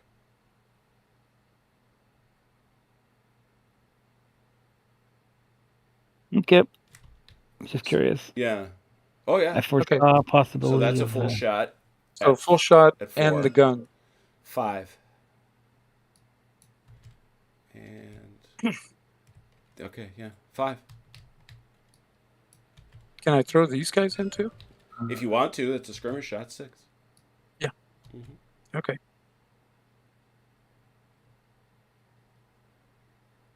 All right. Not a sausage. Wow. Oh dear God! Wow. I'm not at all sure what happened there. Me either. That was just bad. How about your horsies, Chrono? How about them? These guys are, I think they're just out of range. Aren't carbines only 10? 12. Carbines can skirmish if they have the scout. I thought they were 10. No, Skirmish No, shot they're of 12. Skirmish shot of 12. they have a Yeah, they skirmish can't shot do. of They 12. can't be 18. Oh, the skirmish. Yeah.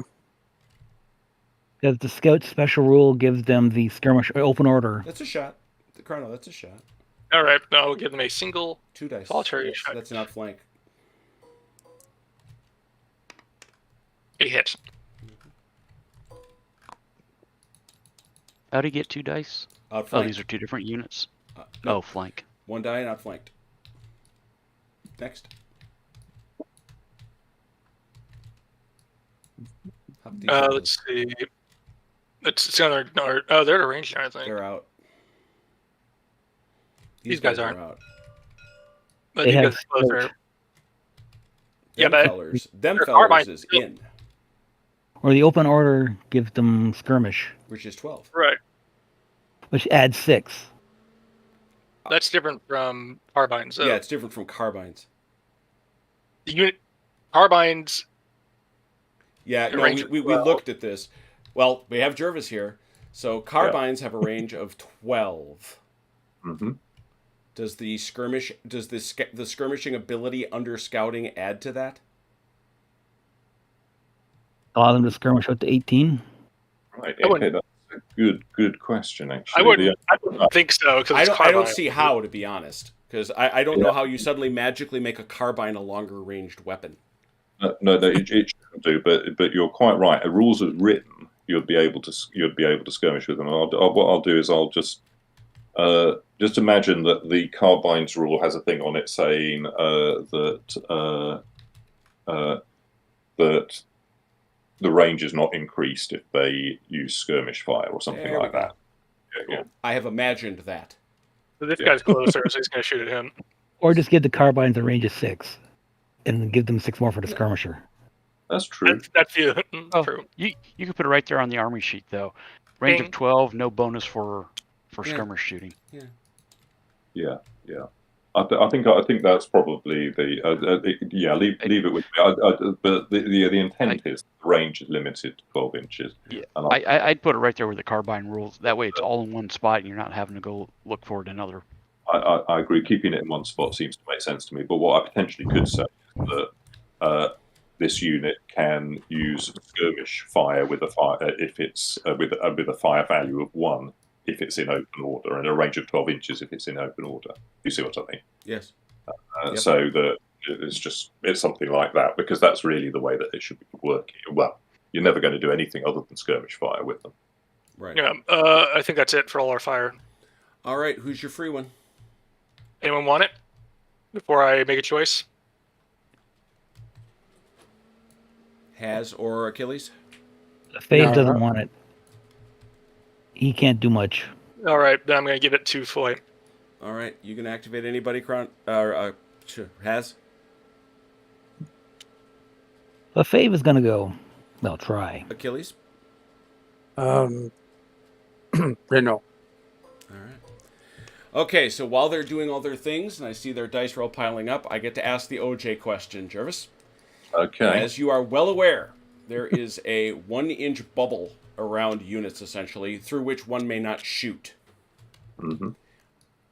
This has not been a problem at all for us, except hub-to-hub artillery.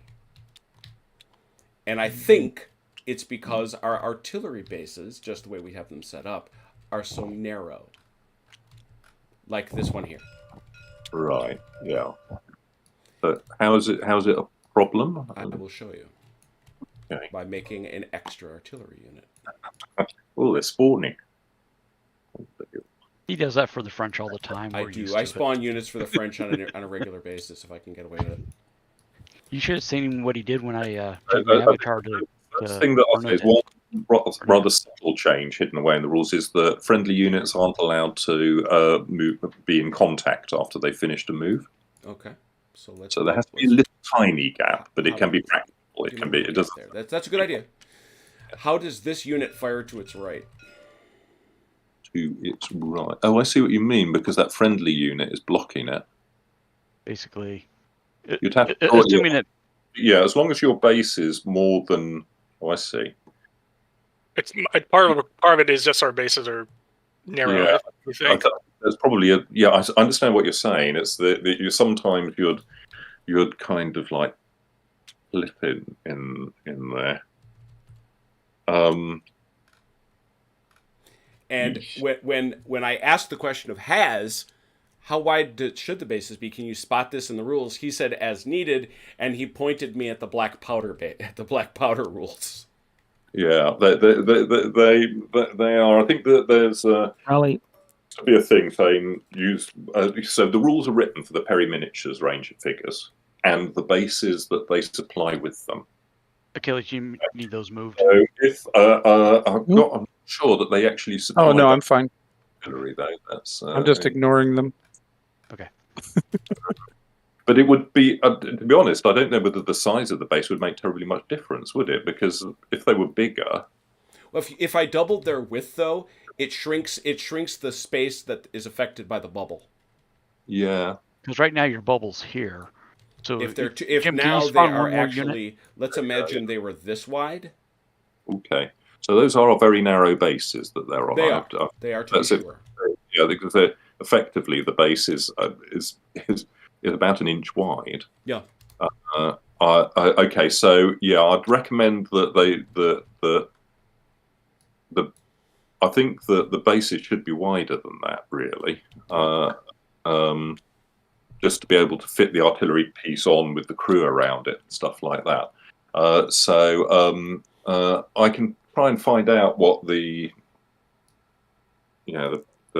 Perry miniatures range. I mean, I know that it's interesting because Rick Priestley, who's plays some of the games with us, he always goes on about artillery because, in actual fact, an artillery battery would have roughly the frontage of an infantry battalion or something like that. It was they should be on very, very wide bases, technically, but nobody mounts them like that. Actually, Shaco does. Okay. Well, that's good. Shacos are wicked wide. Yeah, and they should be. They should be when they're unlimbered. They should be very wide.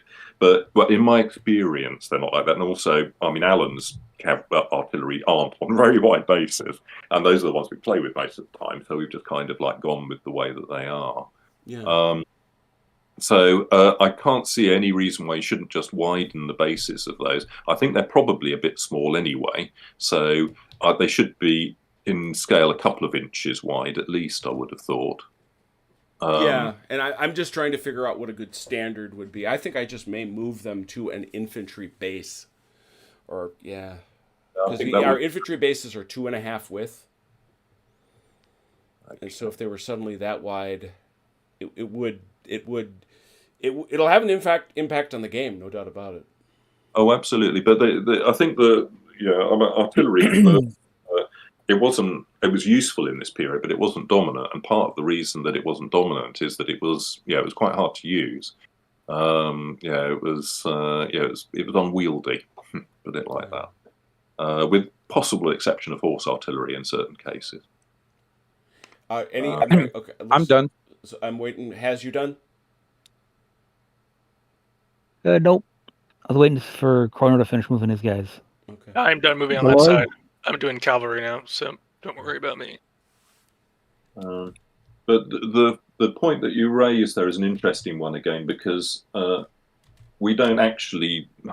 I've never done that in any of the games. Kind of like said, that bit where you were measuring from the artillery unit to the adjacent one, say within its bubble. We tend to do it for the units that are further away, if you know what I mean. In between. Yeah.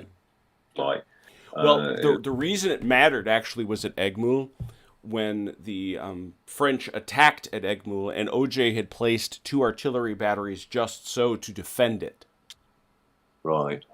And we discovered that under the Raw, that he couldn't shoot one of the guns. Yeah, I can't say the only way that I could stop that happening would be to say that. So that the line of sight goes without the line crossing another unit. If you see what I mean. And I like the bubble. I really do. Yeah, I am far more content after having this conversation. I'm far more content to widen the base. Yeah. That sounds like a good solution to me. And it's a lot simpler. But I've avoided putting base sizes down because I don't really think that generally they're very important within the game. No. Frankly, and Has and I were having this conversation. Ultimately, I know a lot of folks are going to go to black powder for obvious reasons and things like that. Yeah, well, yes, yeah, but I think one of the things that I've learned over the years is that if you make wargamers rebase their figures or think that they've got to, then they'll hunt you down with pitchforks and flaming torches. Well, I got into an interesting conversation online with Alex Southern of Storm of Steel Wargaming, a really good guy, and he was commenting about how much more innovative board games are, and I said, yeah, because the cost of entry is so much dramatically less. You don't have to paint counters. Right. You just print them. I mean, it's basically the same relative level of ease by which once Turk had built these figures, it was some effort, but not a whole lot to crank out this battle. So. Yeah, no, absolutely. But I think as well, there's what the driver is for the people who are playing the game, and I think that people who play miniature war games. I mean, there's a lot of crossover, don't get me wrong. I mean, I play miniature war games and I love them, and role-playing games and I love them, and board games and I love them, and backgammon and bridge and go and love them too. But I think that when you're playing a miniatures game, the spectacle of it is such an important thing. That most players don't really want the rule, aren't all that interested in the rules and them being clever and innovative and doing cool game mechanical things. A small proportion of them are. But the majority really just want the rules to stay relatively simple, stable, I think, more than anything else. So I'm a dreadful. I'm sorry. It's part of the reason I want to lock them down. Yeah, I think I hadn't thought of it that way, but yeah, we want a stable system. There's no doubt. Yeah, you don't want to have to relearn the rules every time you play, because really that's not why you're there. I think yeah, for OJ. People, yeah, you're there for other What? We don't want to relearn the rules every time we play, right, OJ? Uh-huh. I just say the thing is that it's interesting for me because I love tinkering with game rules. There was I'm going to forget his name. Wally Simon. He wrote something called the Potomac War Games Review. He was a very brilliant writer.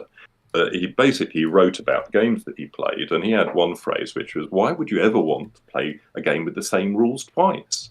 Because he just rules every single time, and that I'm like that. I love tinkering with rules and trying new systems out. But I've come to learn that a lot of people who play the game, play miniature war games, don't really want that in their games. They just it's been hard enough to learn them in the first place, without you asking them to relearn them later on.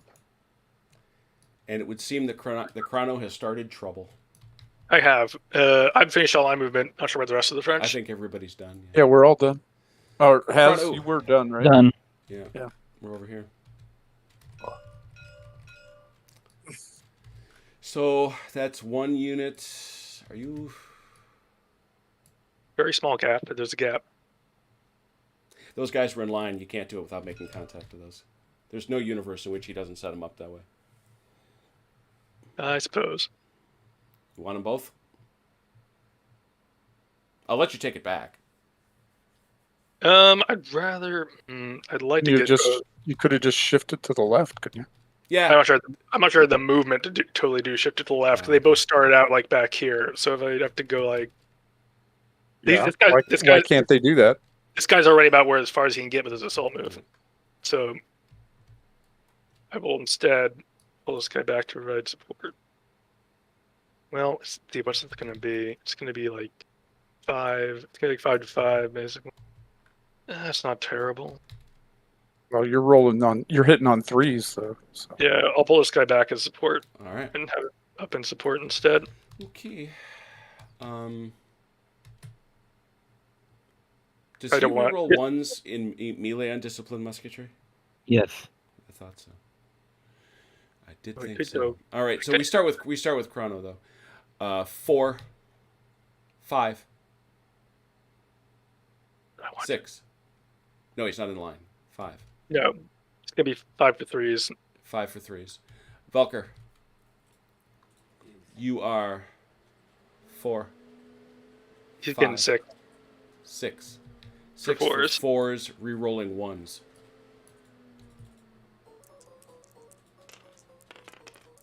Oh, those low ones.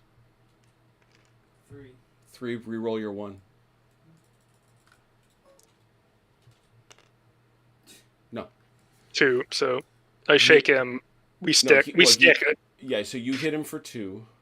Shakes him. I take 3, which does not require me to. 3, right. I don't test. So you both stand there and look at each other very fiercely. We are still locked in the heat of combat. Heat of battle. Other melees.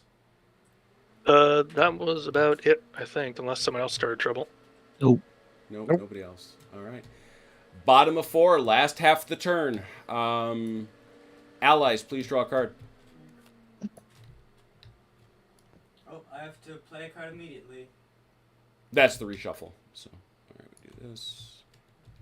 You haven't played any other cards. I shuffle the deck. You continue. Firing. I'll start over here on Well- the right, remembering our 50% rule now. At least that was symmetric. We both got the reshuffle card on the same turn. Yeah, that was interesting. So, Velker over here. You're going to have to shoot. Now, you've got some choices, but you're basically going to have to shoot down into the town. Right. That's a... And this guy as well. Yeah. So that's going to be a 3. That's going to be a 4. That's it. Yeah, 4 dice, but he's going to soak off 2. And he soaks the 2. Yeah. Now, this guy over here does have a half value shot there. Alright, so 2 dice? 1, I think. Are we Yeah. running down? Just rounds down. 1 die. Do the British have any light infantry in this battle? They do. They have the rifles. They've got the rifles. Who are currently being distracted by dragoons. And they've got these boys. Yeah. They're staring at horsey men. Alright, so now these guys. Here, yep. Those guys shooting forward. That is a 3 reroll. You 3 dice rerolling 1s. Ah, but you're for 5s. Got 1. Roll another. And got just 1. Nothing, because they're in open order. This guy, he could have, yeah. This, well, they're both shaken, so it wouldn't have mattered. But now you can go this way. 3 dice for 5s, rerolling 1s. Oh boy. Got 1. At last a That hit. was- At last a hit. It looks like I think Robert rejoined Discord. No, sorry, Andrew. Okay. Yeah, I rejoined. Oh hey, how you doing? Robert. I'm doing a driving part now, so I can actually listen. Ah, very good. All right, and this He shot. joins after we talked about all of his shenanigans weren't valid. All his shenanigans are now invalid. Nope, it's got to be here because these guys are engaged in melee. Oh, so they. So these guys. I know that's not true because apparently Jervis and I think alike because I've been right every time. Oh, it gets even better, Robert.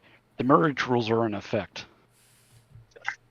Anywho, what? So who's he So shooting down over this here? is 3 dice over here.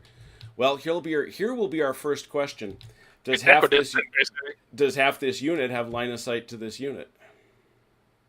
He does it to these guys, so he can shoot at this guy for full effect. That guy's the in same. melee. This guy isn't. He's not. No, he's No, not. he's all. This guy is all the way over Oh, here. I'm sorry. That's what I. These are that's French. That's what was confusing my pants off. I apologize. So please continue, Velker, to shoot straight ahead. 3 dice for 4s, rerolling 1s, The French wear blue. Ow! and 1 Stop. reroll. 2 with a reroll. Stop. They're Stop beating up my leg. useless. So that's 2 on you. 2 on you. Stop. Stop beating up my Laguerre. He will not. He will not stop beating up your I'm Leger. gonna move this over here so it's a bit Yeah, clearer. that's a good idea. That I think is all the shooting. Am I right? They can shoot at my horse over here if they want, and they Oh, can yeah, also shoot OJ. at this over here. Yeah, OJ's got his squares or whatever. So these guys are out of arc. Sorry, over here. The lights and the dragoons. Yeah, the rifles probably have a shot. Well, the obscured shot, but they have a shot.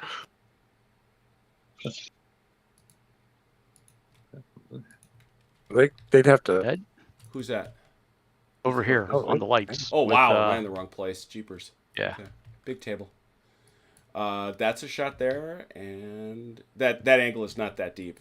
It's The right- rifle, yeah, the the right's rifles, got it. Yeah. the rifles have a shot though. Okay. The rifles have a shot. These guys have a shot there. Yeah, Those guys have a shot. Do they? the rifles. No, I'm not sure they I'm do. sorry. I'm the guys behind them. The first battalion. I'm not sure. I'm not sure they do. Nope, they don't. And then the rifles have enough. They can support. No, these are two different units. These are detachments. Remember? Oh yeah. Yeah, So Just the figures look the same. well, So it these are won't both matter though dragoons. because Oh no, they're not in open order, are they? Yes, they No. are. Oh yeah, they are. They're scouts. They So- are effectively open order, but we can't represent it very well because they can't split the base in half. They can't split. Oh, that's right. So these guys wouldn't be a skirmish shot, would they? They'd be. Well, it's That's- up to you. You can take a skirmish shot, but No, I don't know no. what Right. That's what I'm saying. I don't know why you would. No, I wouldn't. So Three. that's 4 dice. 4 Oh, dice. wow. Yeah, there's those lights Jervis was looking for. Aren't they going to suffer from the new rule? Because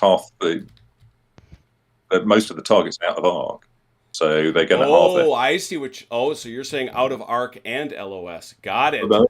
That's the line of sight rule. Got it. Sight rule, line of sight is front rank figure or a straight line front rank that has the target in its front arc.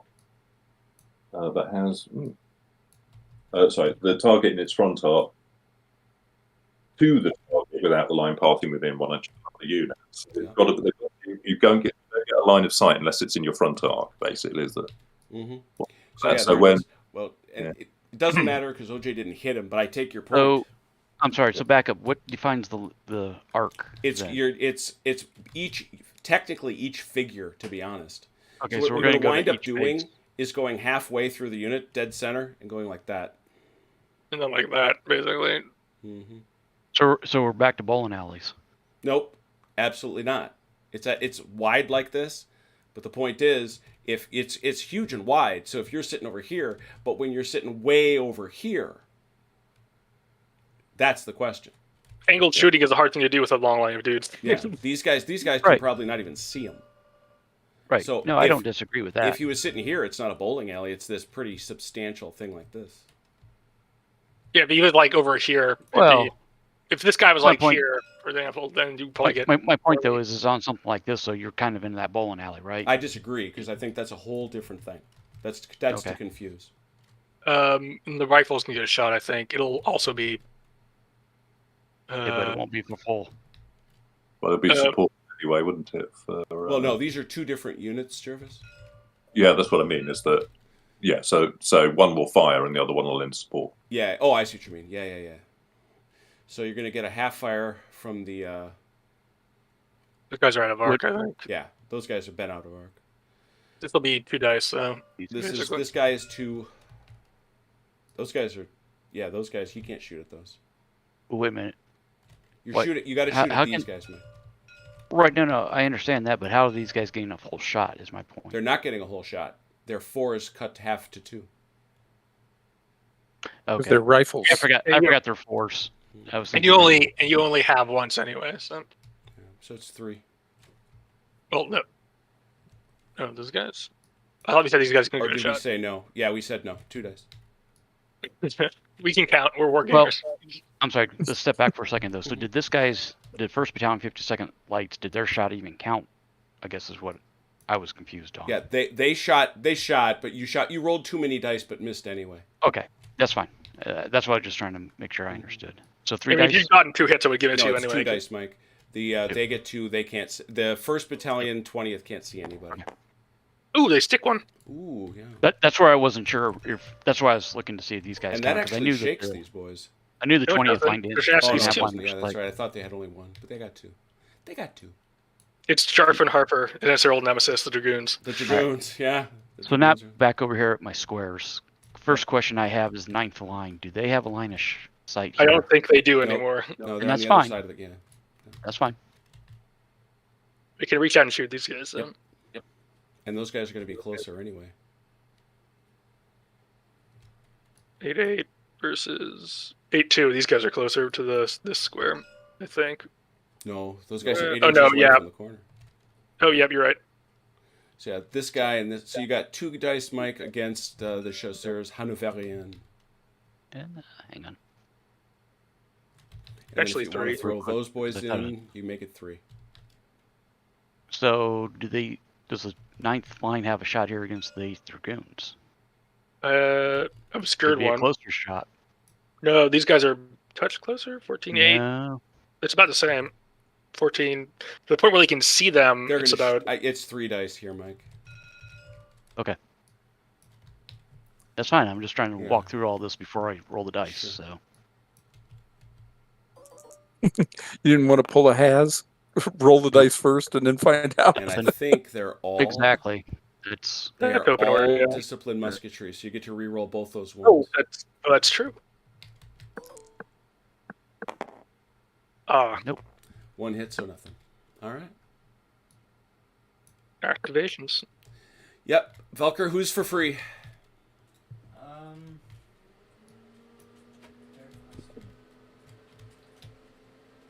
Disney. Miju. All right, Disney's going.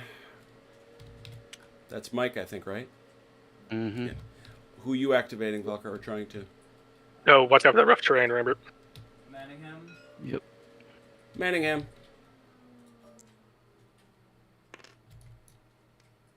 Yep.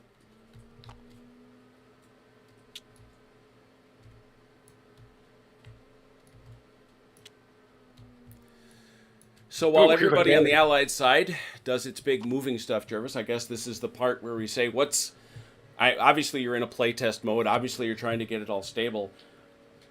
What's really next for Valour and Fortitude? Well,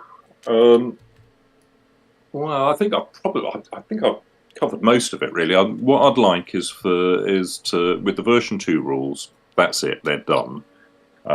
So they go up on the Perry's website, and I resist the temptation to tinker with them anymore. and we know we'll fail, but please do go on. No, I think I can be quite good about it. I think there's a lot and the play testing that we're doing at the moment has been very helpful for ironing out some of the other wrinkles and things like that. I think we're starting to dance on the head of pins a bit, if you know what I mean. Yes. Mm-hmm. So after that, what I want to do is update. Part of version 2 will be updating all the army sheets that are already there, but I want to expand on the Napoleonic ones and finish off the Napoleonic period, if that makes sense. Mm-hmm. And then start looking to different periods. So I mentioned that I'd like to do army sheets for the Franco-Prussian War.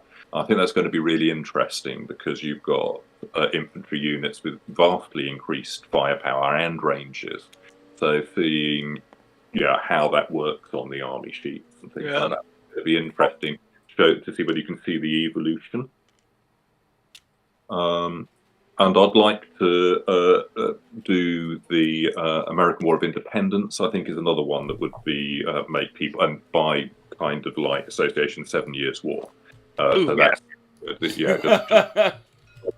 I think those will be relatively straightforward because really a lot of the stuff that we've done with the Napoleonic apply for that earlier period, so they should be quite easy.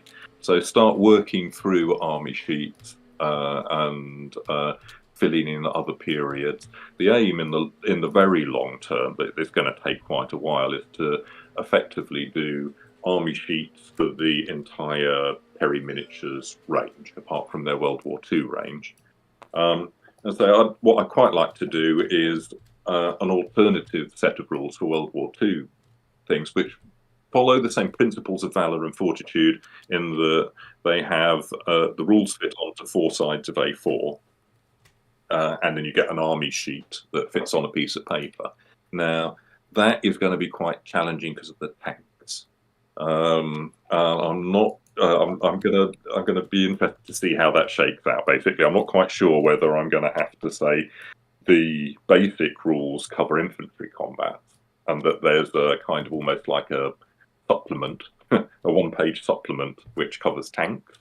But if I can fit all of that onto 4 pages, then I will do, and that would be good fun. But I've got a number of ideas about the way I can go about that, and a lot of it comes down to what scale we decide to set the games at, really. And just so I'm clear in my own head, if I'm looking to get a physical copy of Valour and Fortitude, which, to be understood, it's going to be for free, it's going to be available online and all that. But if I want a printed copy, I'm going to wind up getting it through WSS. Yeah, War Games Illustrated. War Games Illustrated. I get those two confused all the time. I should not. War Games Illustrated. Yeah. Is a quick question in terms of expand. Will you guys also be doing like the Revolutionary Wars, like the 1790 to early 1800 stuff? Yes, yeah, absolutely. I think that expanding the rules backwards and forwards. I mean, My you could probably argument for all of this was it supports the Perry miniatures range, and there are certain bits of the Napoleonic period that aren't really covered by the Perry miniatures range, but it's easy to do army sheets for them. So I think we would do anyway, just as a service, really.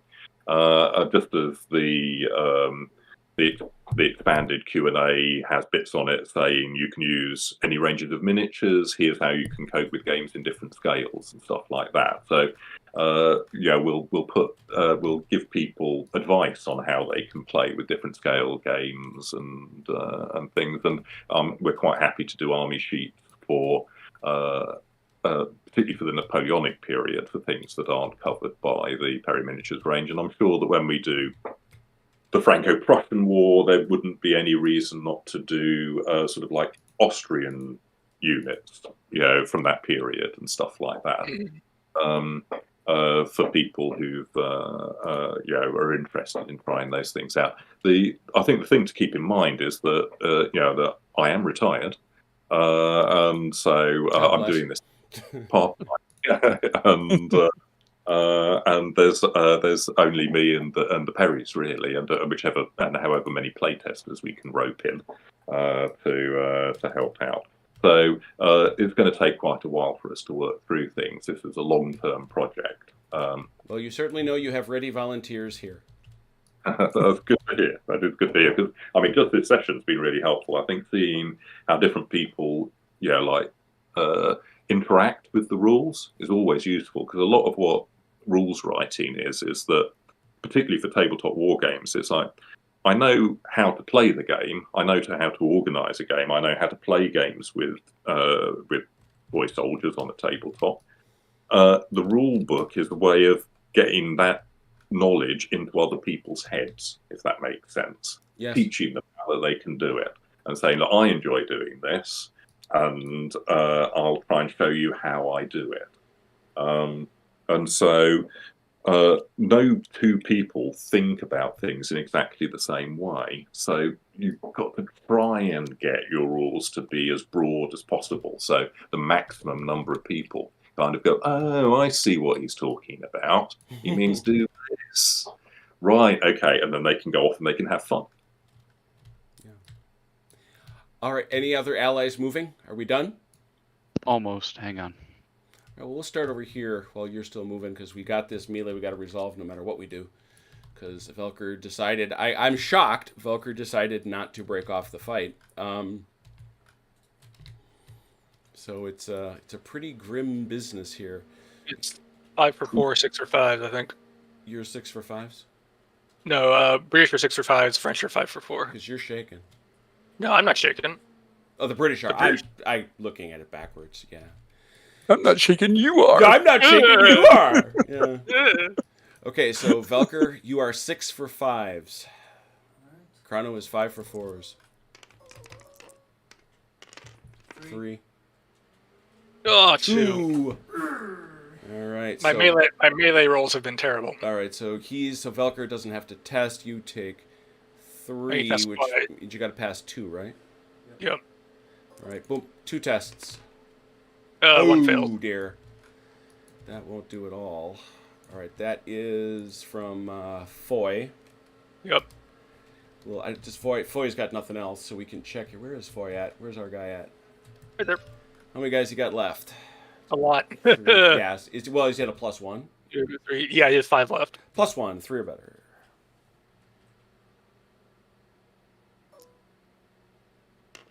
He gets to 3. Ooh. I needed that +1. Yeah, you did. Dead on the screws. Okay, so nothing else there, nothing else there, nothing else there. How about you, OJ? You still moving, or did you start something? No, I'm done. Did you? Okay. Ooh. Apparently, the British are no longer afraid of your cavalry, Chrono. They should be. They have declared themselves no longer afraid. Look at that. Having deployed in front of Corunna itself. They're about to be afraid of them. Oh boy, here they come. All right. Well, that is the end of turn 4.